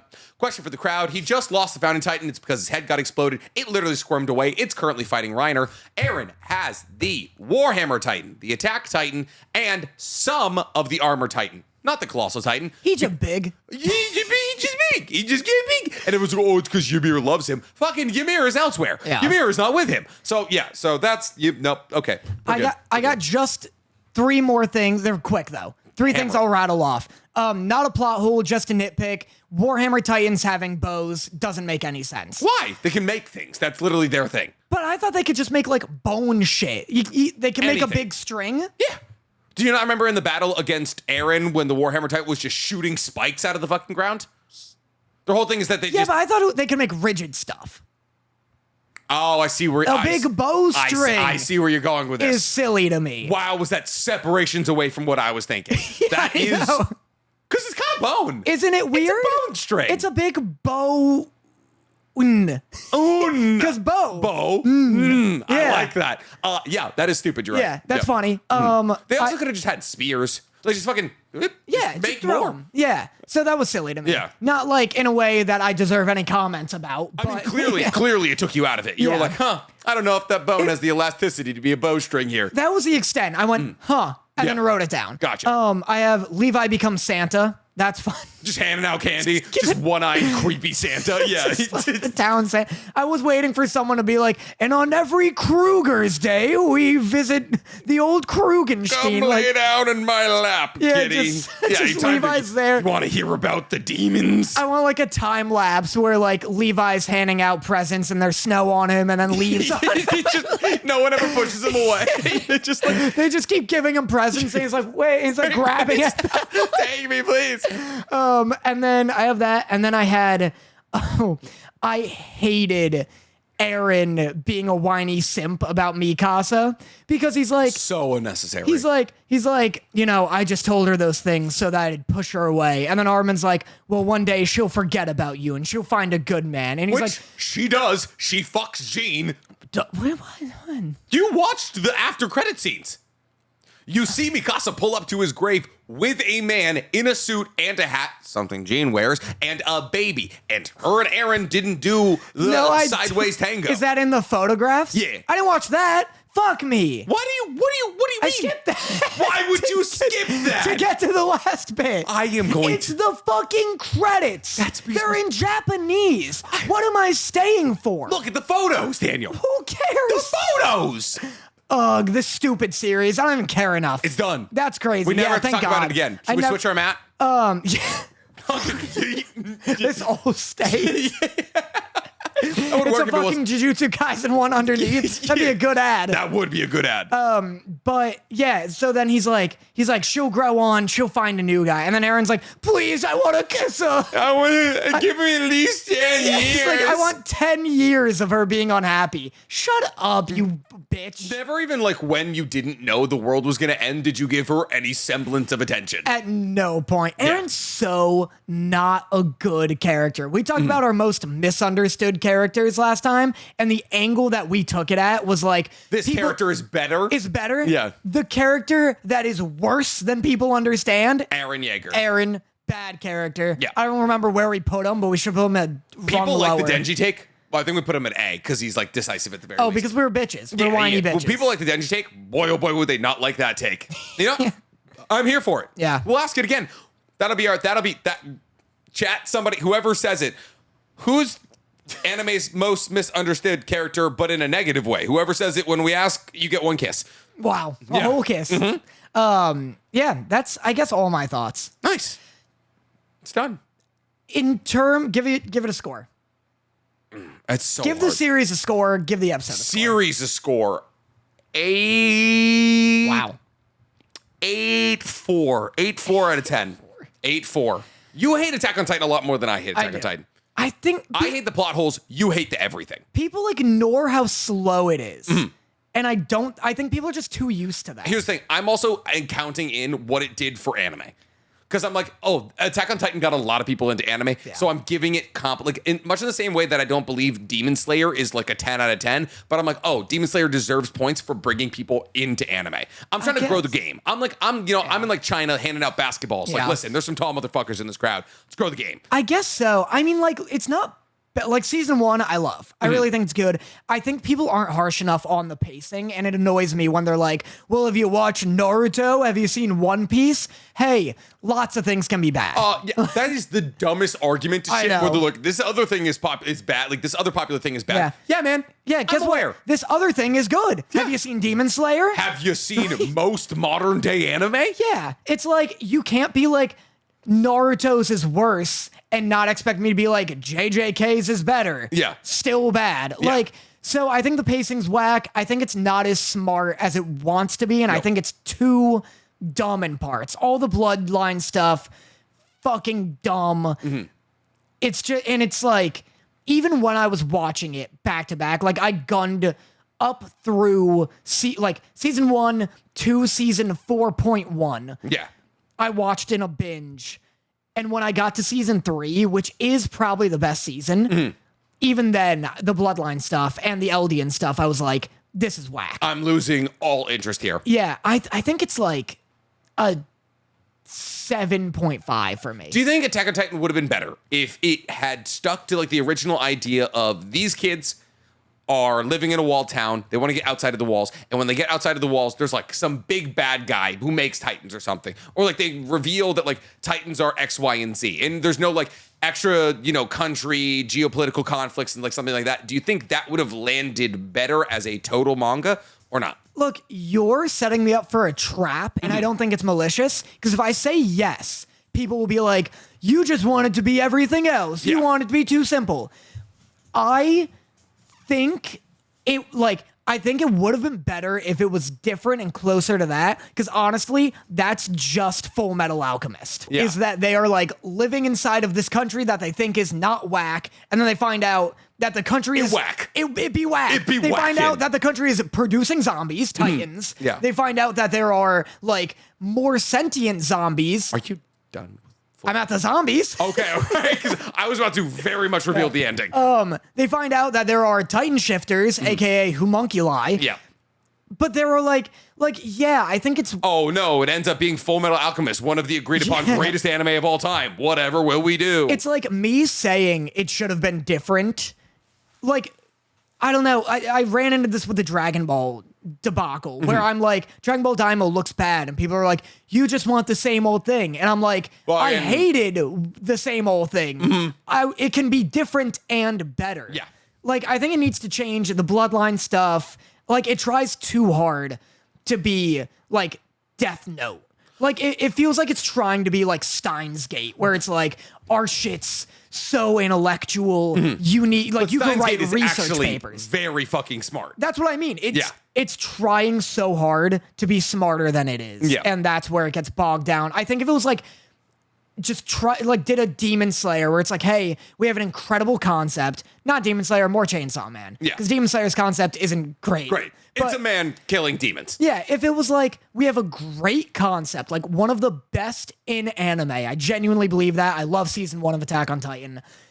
We're just going to do this well simple. Listen, Denny, you're going to love Yeah? season 2 of Attack on Chainsaw Man if it happens. I was going to say, spoiler, I've seen season 2. it. Didn't like it. Yeah. They're chasing after Eren on horses for 7 episodes. It's just in trees. When you were like, you don't remember the tree, I was like, fuck, what dumbass tree in season 2? Which one did I miss? Yeah. Which one Annie sprinted past as everyone was trying to cut her down? But yeah, so it's not that it's like it needed to be just a Demon Slayer but big.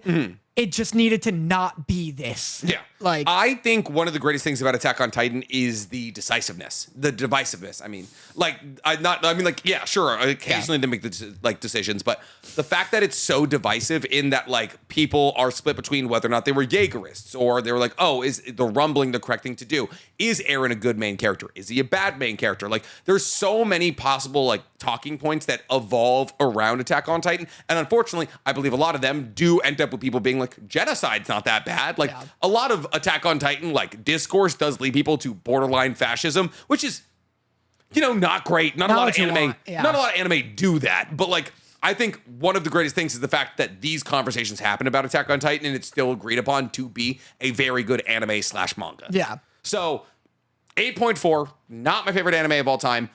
But for what it does for the game, and also for the fact that it's 10 years, the vast majority of it is very, very pretty. The spectacle of it all is very good. I do think the geopolitical storylines could have landed a little bit better. Yeah. I think Isayama knew how to write a Titan mech story. I don't think he knew how to build a sprawling political drama. I think he could write a great like survival horror story. Yeah. Like, that's what was so great about season 1 is it's so scary and intimidating because you don't know what these things are, and it's so good at doing the like, Eren's so hyped to be a scout and the scouts are coming in like fucking disheveled as hell. I think all that's great. I agree. He's bad at the geopolitical stuff. Yeah, it's just like you just rewrote World War I. Yeah. It's like you're like, oh, World War I, but flesh mechs. And you're like, okay, I guess fine. The reason it like pisses, like I personally get so mad about Attack on Titan is because it's turned so many of my friends into anime watchers, but like only Attack on Titan. Like they will, like Josh watches Attack on Titan, loves it. Yeah. My ex-roommate Adam watches it. Lots of people started with Attack on Titan, but then they'll be like, like that was my anime, you know, I can't do, and I'll be like, God, the pacing's so slow. And they're like, that's just anime. And I'm like, don't tell me what's just anime. I know it's not just, so it's like, I hate that they're watching this and then they'll be like, I'm not going to get into another one. That was such a big time investment. The release schedules are whack. The pacing's bad. Yeah. And I'm like, that's not anime anymore. These are the worst aspects of anime that it's perpetuating. And the only good thing is that it's not horny. Yeah. That's the only thing is people are like, I like it because it's not boobs. And I'm like, that's good. They're also not screaming out their moves. There's no like overhand Titan punch. Yeah, like exactly. So it does do like, it has some modern twists, but like. Well, that's what a lot of people like about Attack on Titan. They're like, oh, it's just real life. Yeah. And you're like, okay. I mean, I guess like no, but like it's like realistic. Ish. It's enough, yeah. And so it is unfortunate, and it's like somebody getting into like YA novels or like just like magical fantasy novels and being like, oh yeah, I love Harry Potter. It's like, well, have you read anything else? Yeah. That's not Harry Potter. And like, no. Yeah, it's like, no, they're not like Harry Potter enough. And it's like, no, they're better. Like there are better ones. You need to realize like J.K. Rowling is not a good author. She's not a good author. Like, that's the thing too, is it's like, people are like, well, like Attack on Titan's so specific. I don't want to check out Demon Slayer. It's nothing like that. I won't like it. And it's like, but it's good. But it's also, still like, good. so, like, the thing is, like, if you like, here's the thing: if you have a friend who's only ever watched Attack on Titan, show them 86. Yeah. Show them Code Geass. Show them like any other political thriller that's like pseudo mech based. Show them Neon Death Jet. Note. I guess It's not political, but it's like it's an another investigative good thriller. It's another good gateway anime. It's genuinely smart. Yeah. And it's like, show them Steins Gate. Yeah, motherfucking show them Steins Gate. motherfucker. One of the greatest animes of all time, Steins Gate. Yeah, never seen it. I know I was the one who brought it into the conversation. I don't even know what it's about. You would love it. Yeah. You would love it. It's so good. It seems good. It's 48 episodes. Yeah. Which is a big bite. Yeah. But I mean, like 9.8, I would say almost perfect. Right. Like legitimately almost perfect. And it is also one of those ones where like if you're not paying attention, you will lose the plot. Gotcha. Like it's like do not scroll your phone while watching Steins Gate. Like you will fall off the plot entirely and you'll be gone. So Attack on Titan, it's over. Danny's happy. I'm not like super happy about it, but you know, because like it's a lack of things that I can talk about. But then again, I still talk about Naruto, and that's I'm excited to see what the next one is. What do you mean? Know? The next mainstream grabber, because I do think. I mean, Demon Slayer still exists. You're right. Yeah. But not for long. It's got 2 more arcs. Yeah. Yeah. I think like a power vacuum might open because like. For what I said about Attack on Titan, it is great that so many average people like it, but it's done now. And now they like anime. Like, what's the next huge mainstream anime gonna be? Because Attack on Titan's like Kaiju number. You don't think so? It's not gonna be one that's just another Attack on Titan. Like, I don't think people are like, yeah, I'm not gonna watch Demon Slayer. People aren't big. You know? I could see Kaiju number 8 being it. It's not going to be soul leveling. No, soul leveling is basically an isekai, and that's a huge ask. It's also kind of horny. Well, I'm saying I don't know if it's like we even know what it is yet. Like you're saying the manga hasn't been created yet. Kagurabachi. Maybe it's Kagura. Kagurabachi. It's motherfucking Kag. That's why they started releasing it now. Yeah. Because they're like, once Demon Slayer is gone, it's fucking Kagurabachi. You love a conspiracy.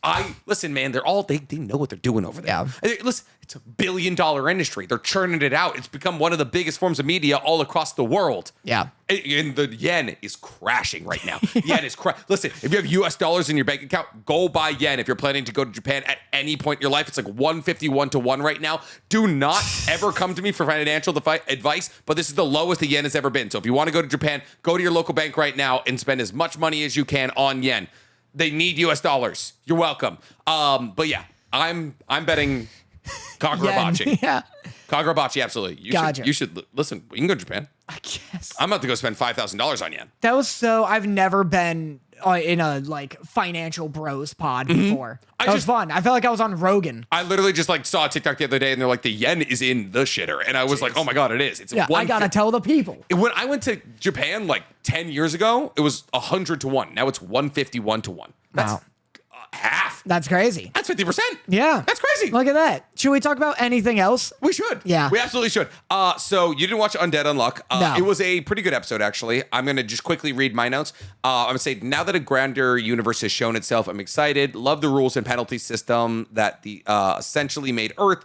Killing God is a metal goal. Love Andy and Shen's dynamic.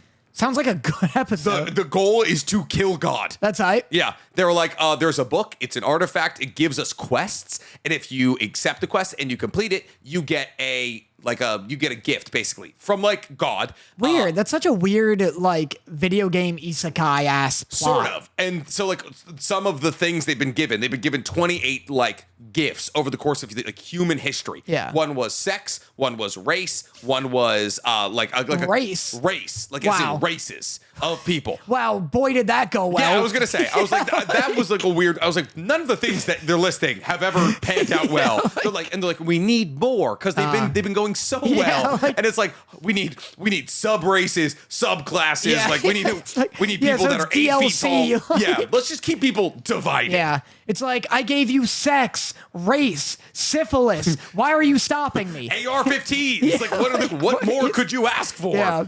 So, yeah, that was pretty cool. The goal is to kill God. Andy and Shen are very funny. They have a cool dynamic.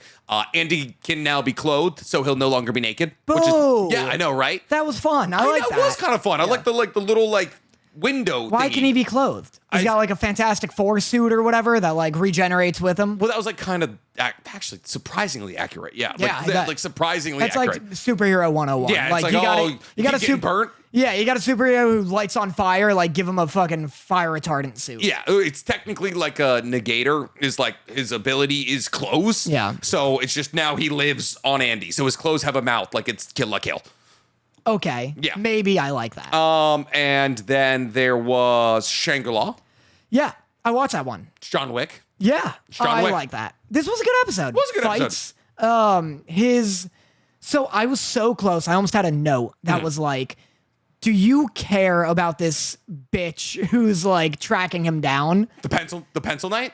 No. Oh. The girl who goes to the game store and is like, I just want to talk to him, play with his game.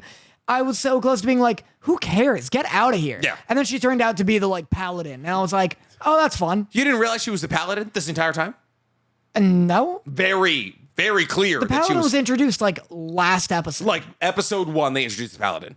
Because she's in the first town looking for him. She's like, oh my God, he's not here. And then she has to run to the second town.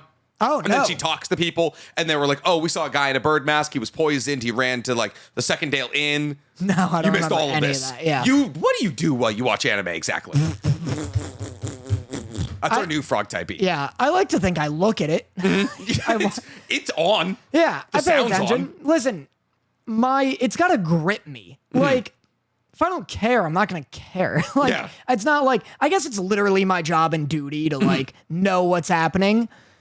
But Listen. it's their job and duty to be good. All right, let's be fully real here. Your job and your duty is puns and to look cute. Exactly. I'm the guy who's got to know things. Well, that's true. Yeah, you sit back, you watch a little episode of a show, and you're like, booty, more like booty, because that man is in Eastern Africa, and then and then that's it. Yeah. And everyone's like, here's my money. About of that quality, yeah, for sure. Roughly. Yeah. Listen, I'm getting better. Yeah, and you yeah. know it. You are, for sure. I'm learning. It's scary. It's scary watching the younger generation. Are you take learning over. from me? Have you ever like found yourself being like, I can't believe they said Toji's stronger than the 12 moons? Yeah, the bows.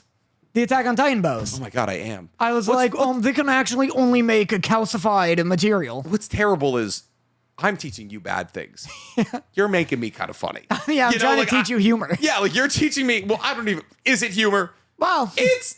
if someone laughs, it's got to be funny, right? Well, I don't know. Like I've definitely seen some people be like, "Oh, more like blank," and then they just make a face, and everyone's like, "Oh, I think we laugh now." It's basically SNL for the last decade. yeah, it's Bazinga. I'm teaching you Bazinga. Oh my God, fucking Bazinga! You're absolutely right. Bazinga, you're like, okay, cool. I laugh now. Thank Yeah, God. good. Oh, thank God.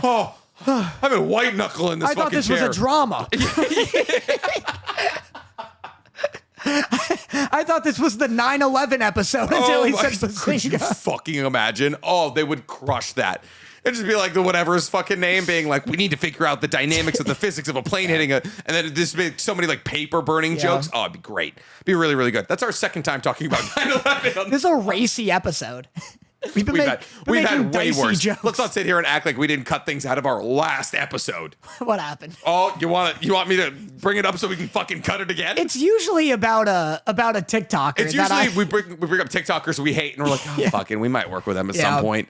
Yeah. It's usually that. Me and Danny are bitches once you get to know us. Outside of that, so good episode, Shangri-La, bunch of cool fights. Paladin girl shows up, starts running shit. Emo turns back into a rabbit. That was fun. Good fights. I like, they do a Pokemon reference. Just fun. Oh, I'm sorry. Did you not notice? Isn't that so crazy? I'm not a Pokemon. Listen, I've played all the games.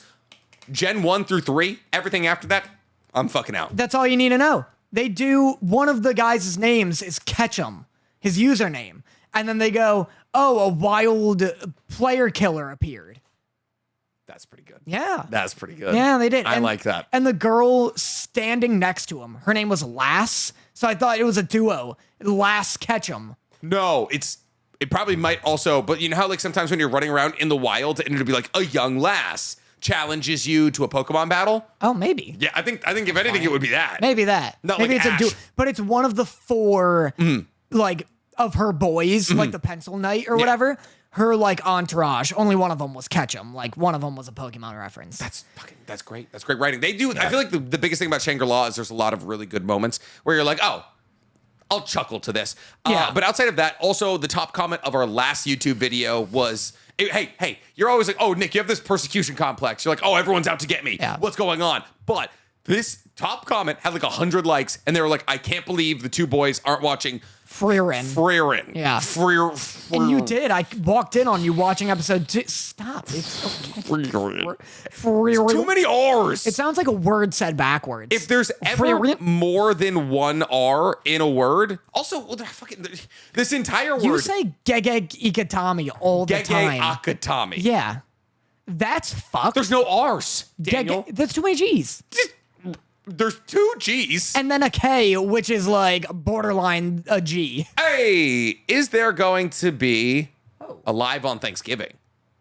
On? Like what? Oh, Thursday, huh? Thursday. Could be. I'm not going home. Yeah, we're not really going anywhere. Yeah. Thank you for the $10. Yay for that. David Molodovin. Thanks, sound like David Molodovin, you sound like for the a Call $10. of Duty villain. Absolutely, it does. And yes, there will be a live on Thanksgiving because me and Danny don't believe in family.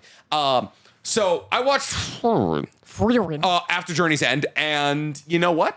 I'm not gonna. Everyone's like, "Oh, this is the best anime of the season." Not gonna say that by any means. I'm 2 episodes. It's Pluto. Yeah, Pluto's very good. I actually just got to episode 5 of Pluto, and like, it's crazy. It's the Iraq War, but like, it's a really good like anime take of the Iraq War. I didn't mean to derail you. Go on about FREIREN. And so I started watching because people said it was very good, and it's about a group of adventurers who just beat the Demon King. So they essentially just defeated the final boss.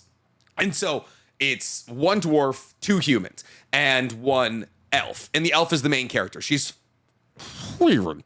And so she is immortal, but nobody else is. And so her entire thing is like, oh, they spent a decade traveling together and killing the Demon King. We don't get to see any of it. So it's just like they're having a party, they come back together, and FREIREN. It's like It's gonna sound awful on the mic. It's just gonna be one loud pop, and people are gonna be like, "What's happening?" I'm gonna stick to this bit. And so, anyways, she's like, all right, I'm gonna go. She was like, oh, it's only a decade long, like adventure. Like that's nothing because she's immortal.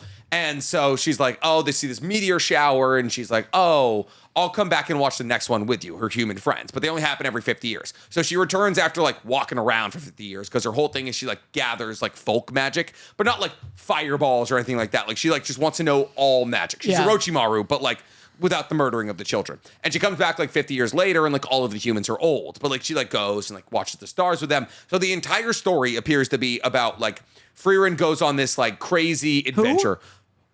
FREIREN. You're welcome. Thank you. She goes on this crazy adventure, and it's like she's an immortal, and the entire like story seems to be about her learning the benefits and like how beautiful mortal life is. Yeah. Because like she loses the humans that she went on the adventure with, and she's like, I should have got to know more about them. So it's like a kind of it's like incredibly slice of lifey. Like there's nothing like it's a slice of life? Yeah. Won't watch it. That's kind of like I was sitting on the couch and I was like, this is gorgeous and the themes are so good and the art's Yeah. but the connection she's building with this I hate slice of life. it's so cute. I started reading a manga called something Drifting Dragons. We talked about it like weeks ago on the pod. Started reading it, like genuinely some of the best manga art I've ever seen. Like Vinland Saga level manga art. Yeah. And Vinland Saga is like S tier, top echelon art. Yeah. Great art. Love the dialogue and the lead character. Got like through the full first volume and I was like, man, it's really dragging its feet. Then I asked my Discord server like what the deal is and they're like, oh, it's slice of life. It's episodic. And I was like, in the trash. Not even going on my shelf. Immediately. Bye. I'm burning it. I just like Fahrenheit 451 in this bitch. I just feel like I'm so work oriented. I need to be producing something. I need to be, if I'm watching TV, it's to like learn about storytelling so that I can then make short films and movies. If I'm watching anime, it's to make content on it. If I'm playing video games, it's for content. I'm so toxically work obsessed that I just can't watch something or read something that is just going in circles. Yeah. So it's not like I don't think it's like truly like a slice of life. Take some of my water. I don't want to. Just please I take hate the straw. Take some of my water. I've seen you breathing the humidity out of a fucking used Gatorade Well, if you bottle. breathe into it, it makes condensation. That becomes water. So I go, Yeah, Danny's like counting the fucking clock to get out of here so he can get some more water. So I mean, I'm only 2 episodes in, so to call it a slice of life, I guess is kind of a stretch. But like currently, as it stands, it's about this immortal mage who's like coming to grips with like the beauty of mortal life, and everyone's being like because she like all of her time is committed to like collecting folk magic, and it's like this spell makes warm tea, this spell turns sweet grapes sour, like shit like that. So like she's just like folk magic that's kind of useless, but like she wants to know all magic, so like that's what the majority of her time is. And she adopts this child and all this kind of thing. And like, I don't know if it's ever going to be like, oh my God, there's a new demon king. We have to go fight it. But I don't think there is. Yeah. I think it's just going to be like a deep character arc about like, this is like the story of a girl. A story of a girl, but like identifying the beauty of mortal life. Yeah. And like, so I think it's like supposed to be an Iyashikai or Iyashike. I believe what you're trying to say is isekai. No. It's Iyashike. It's a subcategory of slice of life, which is just like this is a show you watch to feel better. Yeah. It's like nothing ever really goes wrong. Like we address all problems. It's like a family like show that you watch and like you like supposed to feel good. Yeah. And I think that's kind of what it is. It's about like peaceful lives and all of that. I don't need that. Yeah. I understand that stories like that can be absolutely beautiful. Right. I understand you can be like, oh my God, wow. Like I come home from work and I need to relax and watch this little fairy mage like collect herbs. Oh, so cute. I love that. And now I fall asleep on my couch with my loving golden retriever and the rest of my family. Yeah. Not fucking this guy. It's like, I'm teed up 24/7. I need to see violence. It's like Cocomelon, essentially. Sort of. So basically, this is the story of a girl who cried a river and drowned the whole world, essentially. Yeah, but I don't know. I don't know if that's exactly it. I think I might need like I think there's probably more to the story, right? No. There's not more to the story? Well, let me look up some images because while she looks so sad in photographs, I do absolutely love her. Those are the rest of the words. When she smiles? I don't know. Did you not look up the entirety of the lyrics? You are an idiot. Full time, you looked up 2 verses. Jesus Well, I was fucking like, Christ. because earlier you're like, this is the story, and I go, of a girl. Uh-huh. And then you didn't bat an eye. So then I was like, the viewers need to know. And I was like, and I got extra excited because I was like, maybe he doesn't know the song. I absolutely know the song. So then I'd slip in the first 2 verses, and then you fucking fenced back at me. I did. That's called tit and tat, baby. We're making content. You titted my tat real hard. I'll tit your tat whenever you want. All right. So, Flashback. You got news? Yeah, I got 2 news. Speaking of Cocomelon, Hayao Miyazaki has begun work on his next film. Here's why. That's speaking of Cocomelon. Is Boy and the Heron out yet? December. For us peasants, because no one will invite us to shit. There's news, by the way. There's news. Wait, are you hijacking my news? There was a premiere for The Boy and Heron in LA a month ago. I told you that. I know. Yeah. I'm hijacking your news. Oh, okay. Because I'm more mad about it than you are. Because apparently, me and Danny are nobody. We're nobody. We're nobody. Yeah. We're just like, oh, hey, there's a fucking anime movie in town. Yeah. Hey, boys who talk explicitly about anime, maybe we get me on the red carpet. Yeah. The fuck does Cinema Joe know about Hayao Miyazaki? Probably a lot. Doesn't matter Cinema Joe knows a lot about a lot of movies. But it doesn't matter that we're probably literally 2 of the biggest anime TikTokers. End of sentence. End of sentence. Yeah. Except for like King Chris, Anime Men, but like they live elsewhere. Yeah.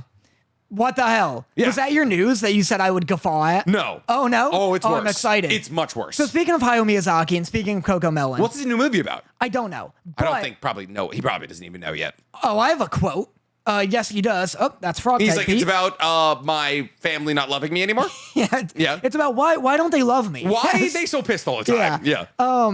What is it? Oh, that's not it. Oh, please. I did take a screenshot. Here it is.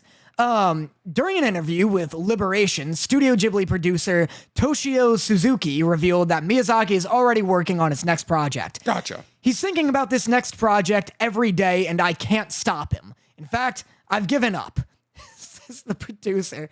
I no longer try to dissuade him. Even if he were to make a failed film, in life, it's only the work that delights him. Everything surrounding this guy is so grim. I love that he's like, I've tried everything. I've poisoned his ramen. I've locked him in his room. I can't stop him. Here's what. And then he goes, other people say that this might be his last film, but he doesn't feel that way at all. He is currently working on ideas for a new film. He comes into his office every day and does that.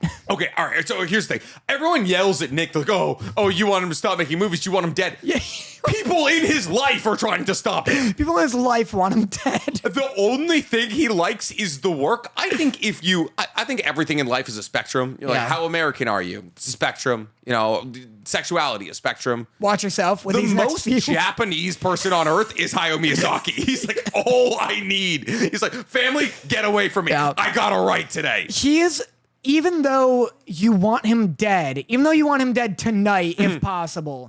Listen, if it allows him to spend 12 hours with his family, sure. Yeah, even though you would pay real good hard cash for him to die. On the way.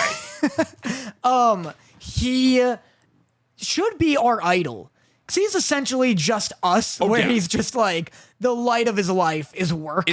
Yeah. I had a really dark moment the other day. I got home on Monday from Las Vegas. Me and Danny were together this weekend in Las Vegas for Dorothy's birthday. It was a grandiose time. Danny and me got intoxicated. They don't care. But not as drunk as Sarah. Right. Wait. You got like crazy drunk. I didn't get crazy drunk. You got blackout drunk. I did not black out. Halloween you blacked out. I blacked out on Halloween. Yeah. I did not black out the last weekend. Sarah got like okay drunk. Oh, I thought, she couldn't walk because of the heels. Yeah, she said she couldn't walk. No, because of the heels. Oh, then fucking whatever. She was fine. She was tired and drunk. But, okay, totally fine. Anyways, so yeah, we had a grandiose whole time. And they absolutely do care, Danny. They listen to our podcast. They want to know what we did. Anyways, so we were gone this weekend. Yeah. Where was I going? Hayao Miyazaki. That's why I said they don't care.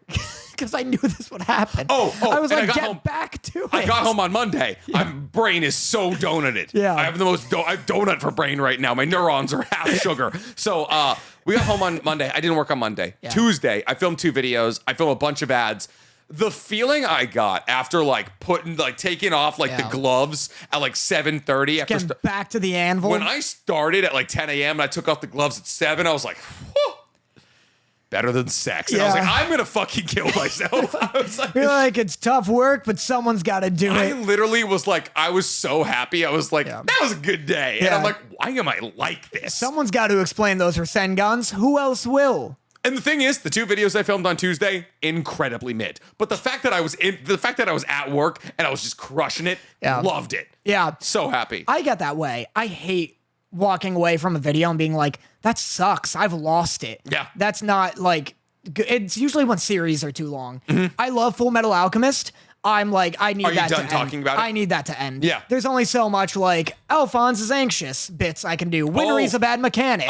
Riza Hawkeye, step on me. Yeah. Everyone's like, all right, that's the 17th time we've made that joke. Yeah. It's like you being horny after Uncle Iroh. Yeah, exactly. I need that show to wrap up, which it is. But the reason I brought up Cocomelon earlier is because reviews for The Boy and the Heron are in. Okay. And a lot of people are saying it's like a vibey movie.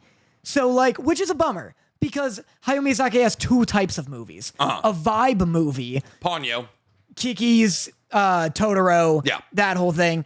And like an epic movie. And then like, this is about war. Yeah. Howl's Moving Castle. Fucking Princess Mononoke. Nausicaa. Spirited Away is in the middle. Leans towards vibe movie. Yeah.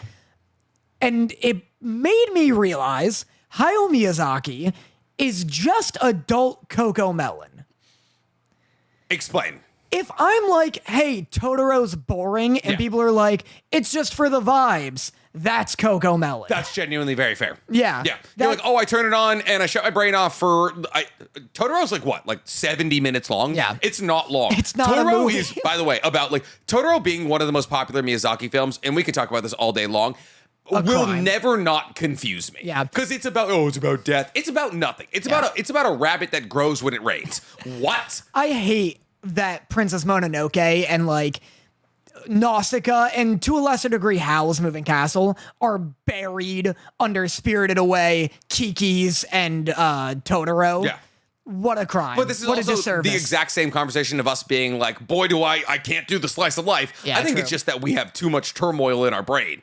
I think it's also that, like, when all those movies were coming out, people were pitching movies to children. Even Mononoke, even Spirited Away, super not kids movies. No. But, like, people were like, oh, it's animated. I'll take my dumb kid and they'll enjoy that. The snotty-nosed brat. Yeah, or, like, I'll grab the VHS, put that on, and, like, go drink with my friends. Yeah, like, and now your child's like, we're killing the earth. Yeah. I need to run with the wolves. And you're like, what the fuck happened? And so I think that's why the fucking, like, actual for kids movies did so well. Yeah. Because people were just showing Miyazaki films to kids, and obviously the kids ones are the ones that the kids like. So Cocomelon is Hayao Miyazaki is our generation's Cocomelon. Well, Cocomelon's our generation's Cocomelon. Well, Cocomelon just the came out. videos that we were raised on yes, was you're Hayao Miyazaki's Yes, films. you're right. But then again, it's also like Hayao Miyazaki's been making movies since the 80s. So like Yeah. a lot of generations movies were a lot of generations Hayao Miyazaki's movies were Cocomelon. Correct. I kind of like that take. Yeah. Because Totoro is literally about nothing. Yeah. It's about nothing. And Kiki's Delivery Service is just a slice of life. Yeah, for sure. It's just like, like the biggest thing that happens in Kiki's Delivery Service is that it rains while she's delivering her bread, and she's like, oh no, I'm going to be late to the party. Well, yeah, and then her boyfriend almost dies because, like, an airship is about to crash. Completely forgot about that. Out of nowhere, the movie's like, we have a plot now. Yeah. And it's like, fuck off. With Get like a outta half here. hour left, and you're like, Yeah. I don't know if we have time to wrap this up. Yeah. Yeah. So that's unfortunate, but I do want to see Robert Pattinson's voice. Like, I'm going to see it dubbed. Oh my God. We didn't even talk about that, but yeah, Robert Pattinson looks like he kills He can it. fucking voice act. Yeah, looks like he kills it. What range? He sounds Great more range. like Mark Hamill than Mark Hamill, who's in the movie. He also, like, is doing the anime-isms so well. Yeah. Like, a lot of times dubs in Miyazaki films are so strange and slow and, like, everyone's whispering. He's like a natural English dub voice actor. He's great. Like, he should just, like, stop acting and be a dubbed voice actor, because holy shit. He's so impressive in that trailer. Yeah. Okay, my flashback. Zom 100's last 2 episodes are coming out. You want to know when? When? Christmas. Here's my thing.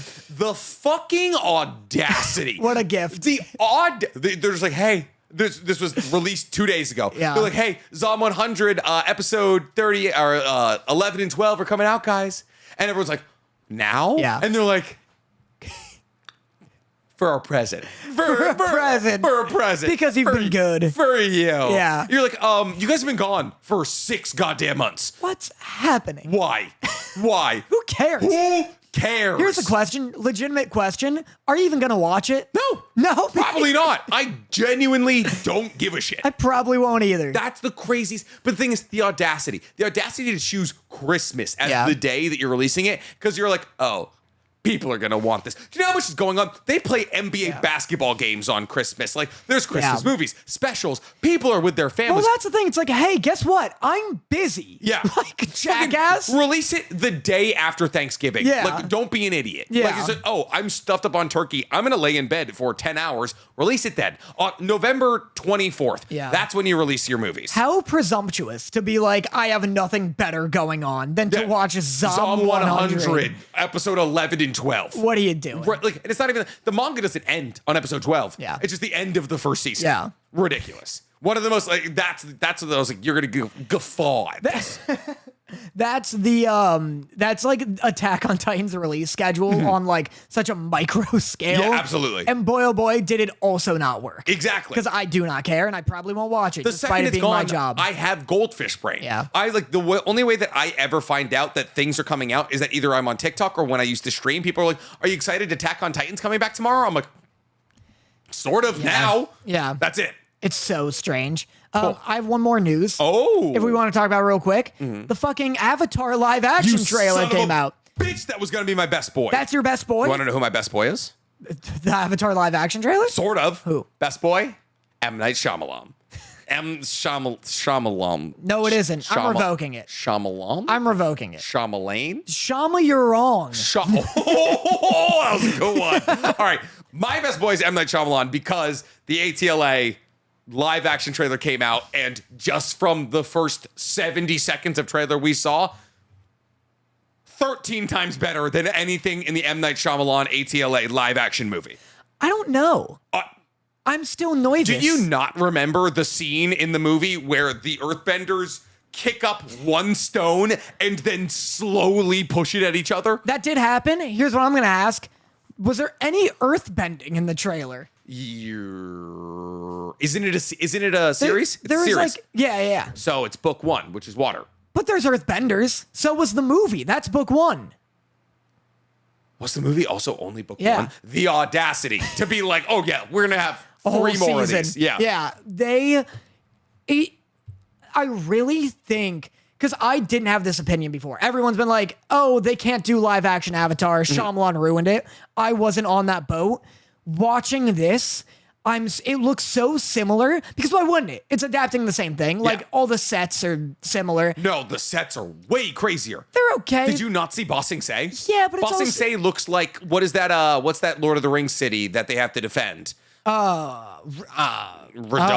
Not Rohan. Radars. Do they defend Rohan? Rohan is a city. Helm's Deep? Helm's Deep, that's the one. It's like, and I'm going to get the fucking, like, of course it's CGI, but it's just all the sets are just so much CGI. They built a city into the fucking mountain. Know, but at least in Shyamalan's case, when they go to, like, the Arctic, it's like snow. It's snow-ass snow. And it looks good. It looks real. Like, here it's like, oh, there's a CGI set, and there's a CGI, and there's that. It's just like... So you want it like One Piece, where they built real life, like the real life Baratier, they built the Going Merry. Yeah, like that was pretty impressive. I want it like Andor.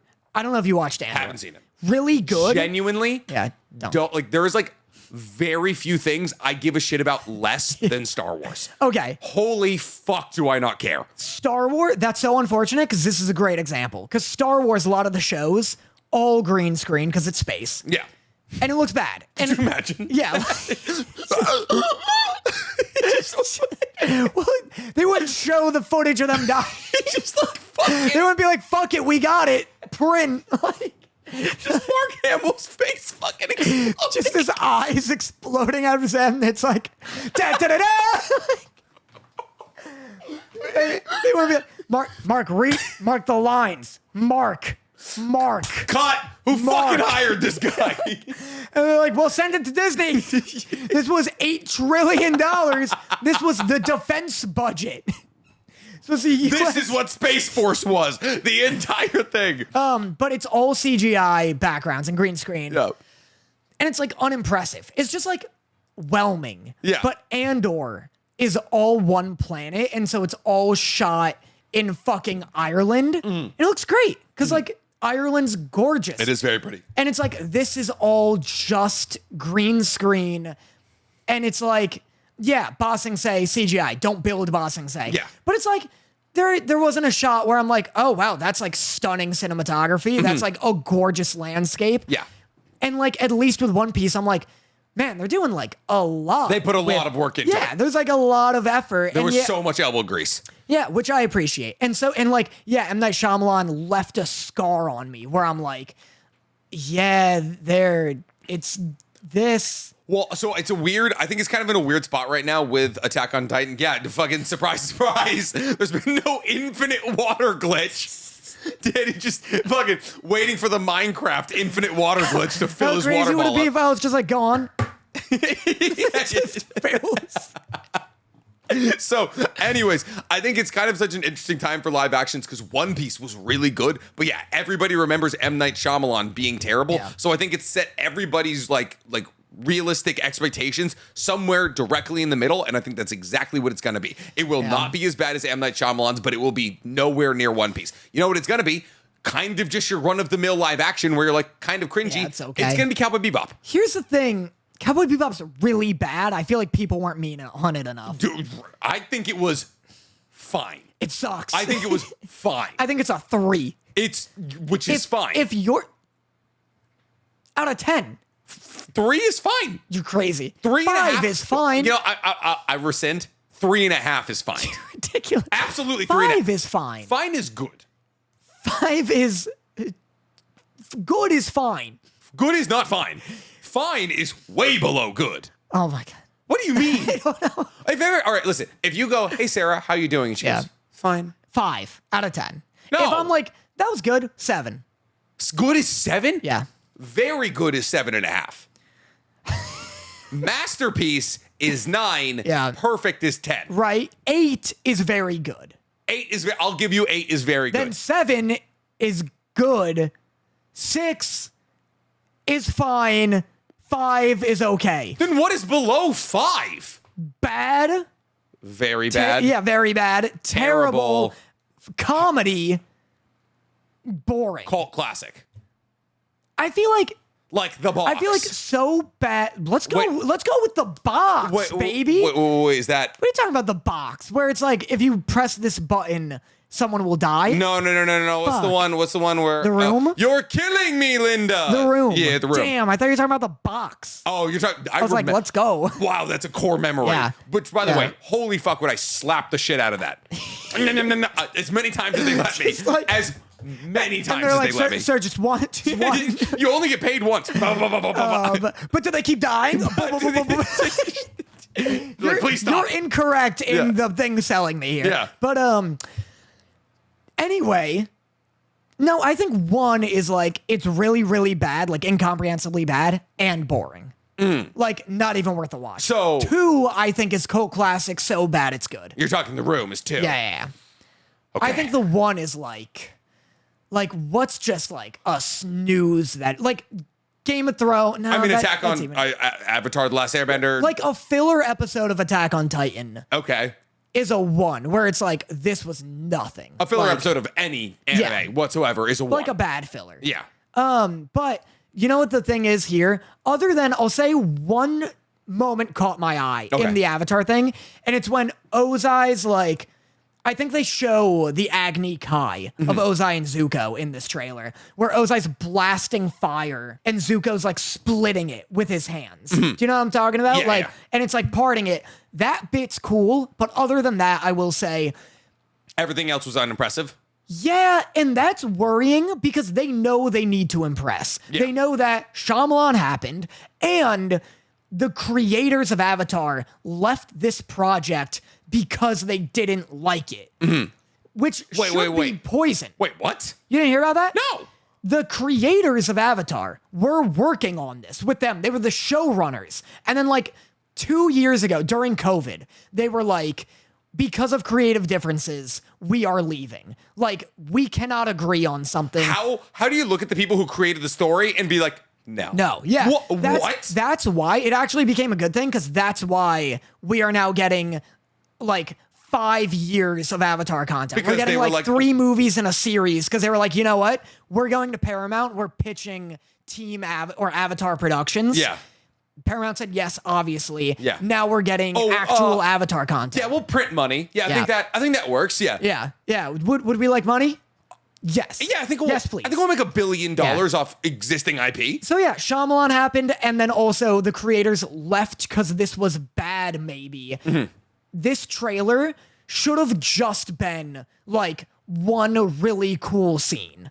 Like, but it was just like kind of the Shyamalan Now that I know that, I feel worse about it. It's tough. I feel like it's a 3, a 3.5. Yeah, out of 10. But then again, if you think Cowboy Bebop was a 3.5, I think we can agree. I think it's going to be Cowboy Bebop level, where everyone's going to be like, "Oh, I could be watching Avatar right now." I think Cowboy Bebop. What was so bad about it was it so drastically missed the point of the Bebop. source material. Yep. I think this, especially for Faye. Especially I guess Faye Valentine, they make her. She's like a millennial. Yeah, that. Like she's like swearing all the time, and like she is not a bounty hunter. Or they changed her backstory somehow to make it like absolutely like this is completely ignoring everything that Faye's entire character is built on. It's so weird and quirky and Tumblr coded. Yeah. That they so missed the cool, smooth jazz point of the original. I don't think this will miss the tone like Cowboy Bebop did. I think it'll just be soulless because the Shyamalan one like missed the point. The races are different. The entire Fire Kingdom is Indian. Like the names are wrong. Yeah, it's all supposed to be Chinese, but it's like, well, Chinese and Eskimo, I guess. Yeah, but and I guess Nepal. Never mind. Yeah. They just mixed them up. But India was never involved. Yeah, where's Nepal though? Nepal is aren't monks Indian? Attached to. Are monks Indian is an insane question to ask. Are all monks Indian? Yes, you're right. Like Aang, what Aang's based off of? Aang is probably... No, that's Shaolin, right? That's Chinese? What? There is Stop asking me questions before I'm trying to learn. These are incredibly complicated geopolitical questions you're asking me. All right. Yes. Shaolin monks are it's an offset of Buddhism that is based on combat. Okay. They're the people who you see all throughout the movies, orange robes, all of that. So they train traditionally in Kung Fu. That is a Buddhist thing. What's Aang? Is he or is he not black? Probably Nepalese. He might be. Yes, he there is. We go. Thank you for laughing. You're right. He's fucking. You're right. Aang is black. So he's from Nepal. Probably Nepalese. Yes. Got you. Which is India or Burma. He could be from either. Like where's Burma? Also, like near Mount Everest. Got you. Yeah. You good? I need a handkerchief. Oh wait, I'm sorry. Burma's near Vietnam. Ignore me. I was thinking of another country. Now I can't remember what it is. Probably Nepal. Anyway. Yeah. But yeah, like the Shyamalan one, like missed the point. I think this will just be, I think this will just be boring at worst, and people will be like, I'll just watch the original. Yeah. You know, I think it'll just be like a boring copy. Cowboy Bebop.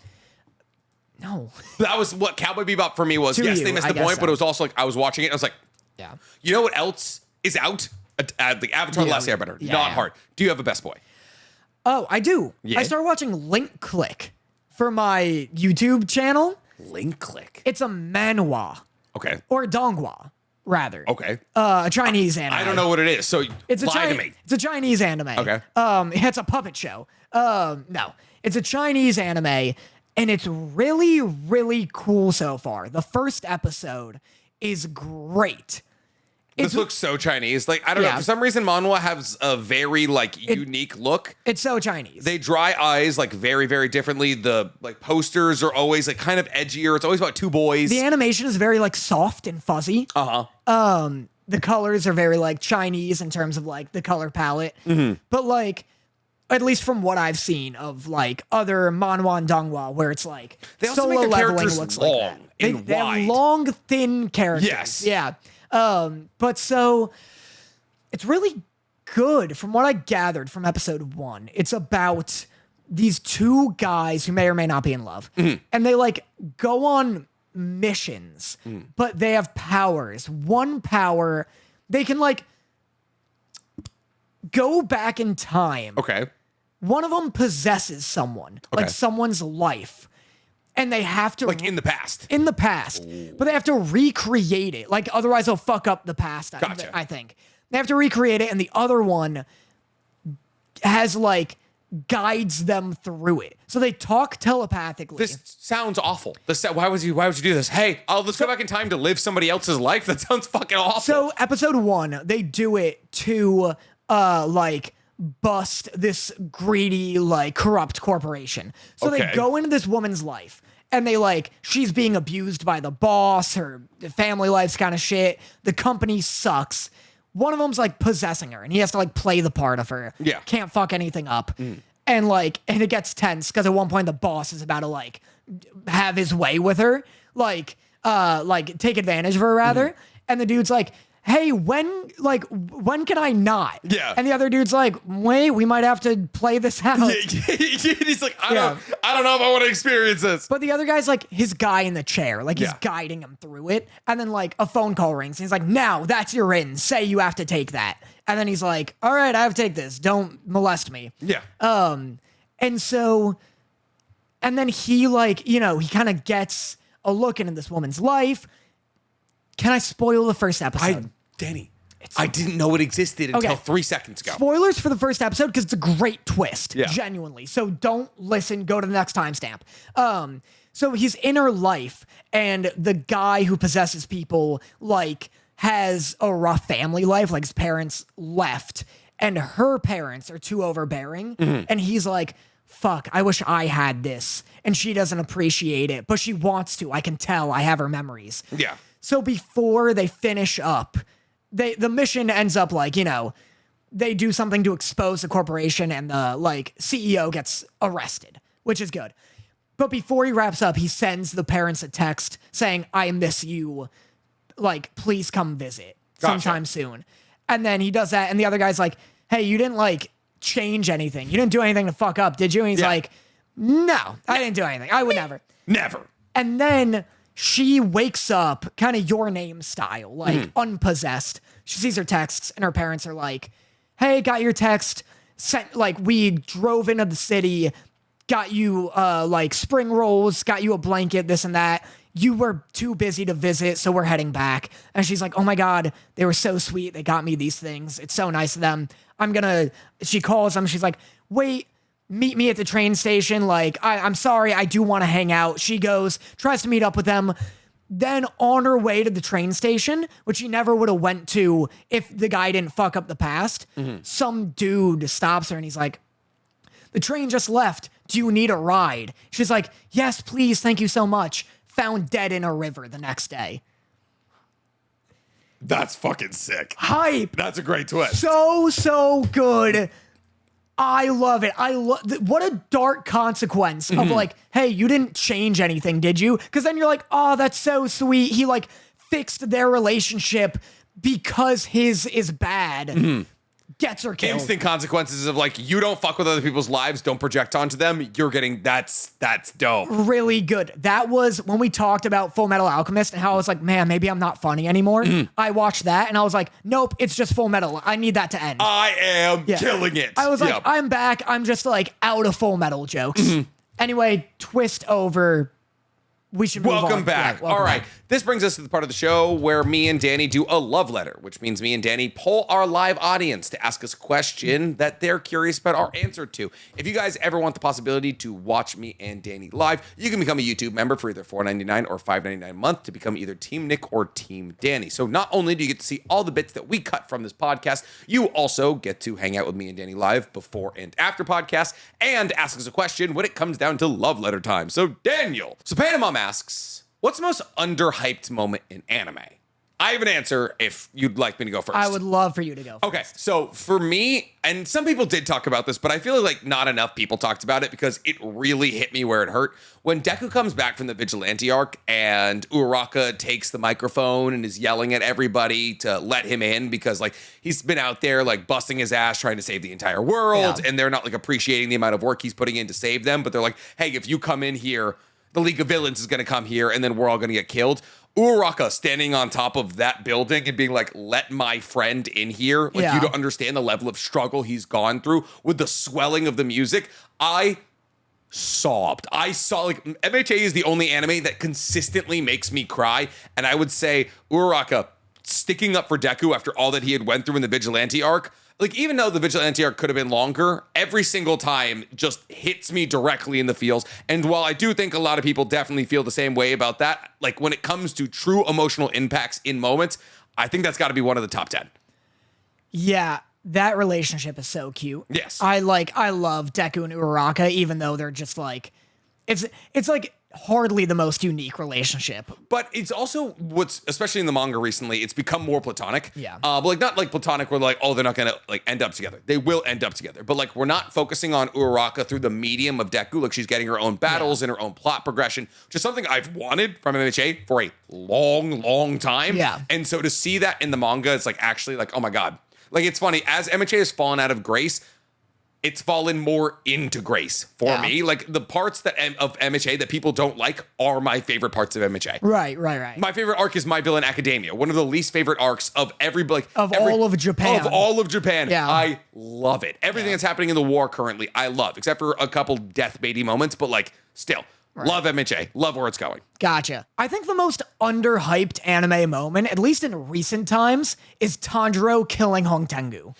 Nobody hyped that up. Nobody talked about it. Yeah. When Tanjiro is big and Hong Tengu is whittle. Big little. Big whittle do dope. Do be dope. Yeah. I'm right there with you. Dude. Like, him being like, you need to like pay for your sins. Like, Tanjiro just like being like, I'm done with people like you being like, oh, I'm gonna kill people and then make you feel bad about trying to kill me. He's like, fuck that. Yeah. No, you're getting wiped out. You need to take accountability for what you've done. Yeah. That was awesome. Well, it's great too, because prior to that, and I feel like no one hyped it up enough because everyone missed the fact that before that, Hong Tengu was big. Yeah. That's all it takes, is that one was big and then the other was big. And I love that shit. Hong Tengu like gets huge and grabs Tanjiro. Yeah. And then later, Tanjiro slices through Hong Tengu and like a little walnut, he's just like falling, and you see big Tanjiro up here, like looking for that little neck. Like a colossal titan with a sword, and he's like, all right, it's time. It's just, that should be one of the most iconic, famous shots in anime. Like recent anime, like everyone loves Rengoku looking all bloody. Everyone loves Hinokami Kagura. Everybody loves Tengen versus, Tengen versus Gyotaro. Where is Big Boy Tanj? Just like using Hong Tengu's neck like a baseball. Just teeing up for that long yard shot. Absolutely. Love that bit. Another one, this is a dub moment from Chainsaw Man. Okay. There is a sick moment when Denji and Katana Man are on top of a train, and Katana Man's like, you know, I'll go beat you. And Denji's like, you really think that's it? And then he's like, if I got a pulse, I got a chance. Yep. And then Katana Man goes, you have nothing. And I come. Yeah, every time. It's like, every time. I almost came just now. You have to skip that episode because you're like, I don't have any underwear that are clean currently. Every time I watch it, I'm like, I pause and I go, I am about to come, everybody. Sarah, back up. Sarah, friends, family, my mom. Karen, what are you doing here? Every time I invite people over to a watching party of Chainsaw Man. For that one specific episode. Yeah. Everyone's like, I'm starting to think Danny actually likes this. It's the third time he's invited us over this week to watch one episode of Chainsaw Man.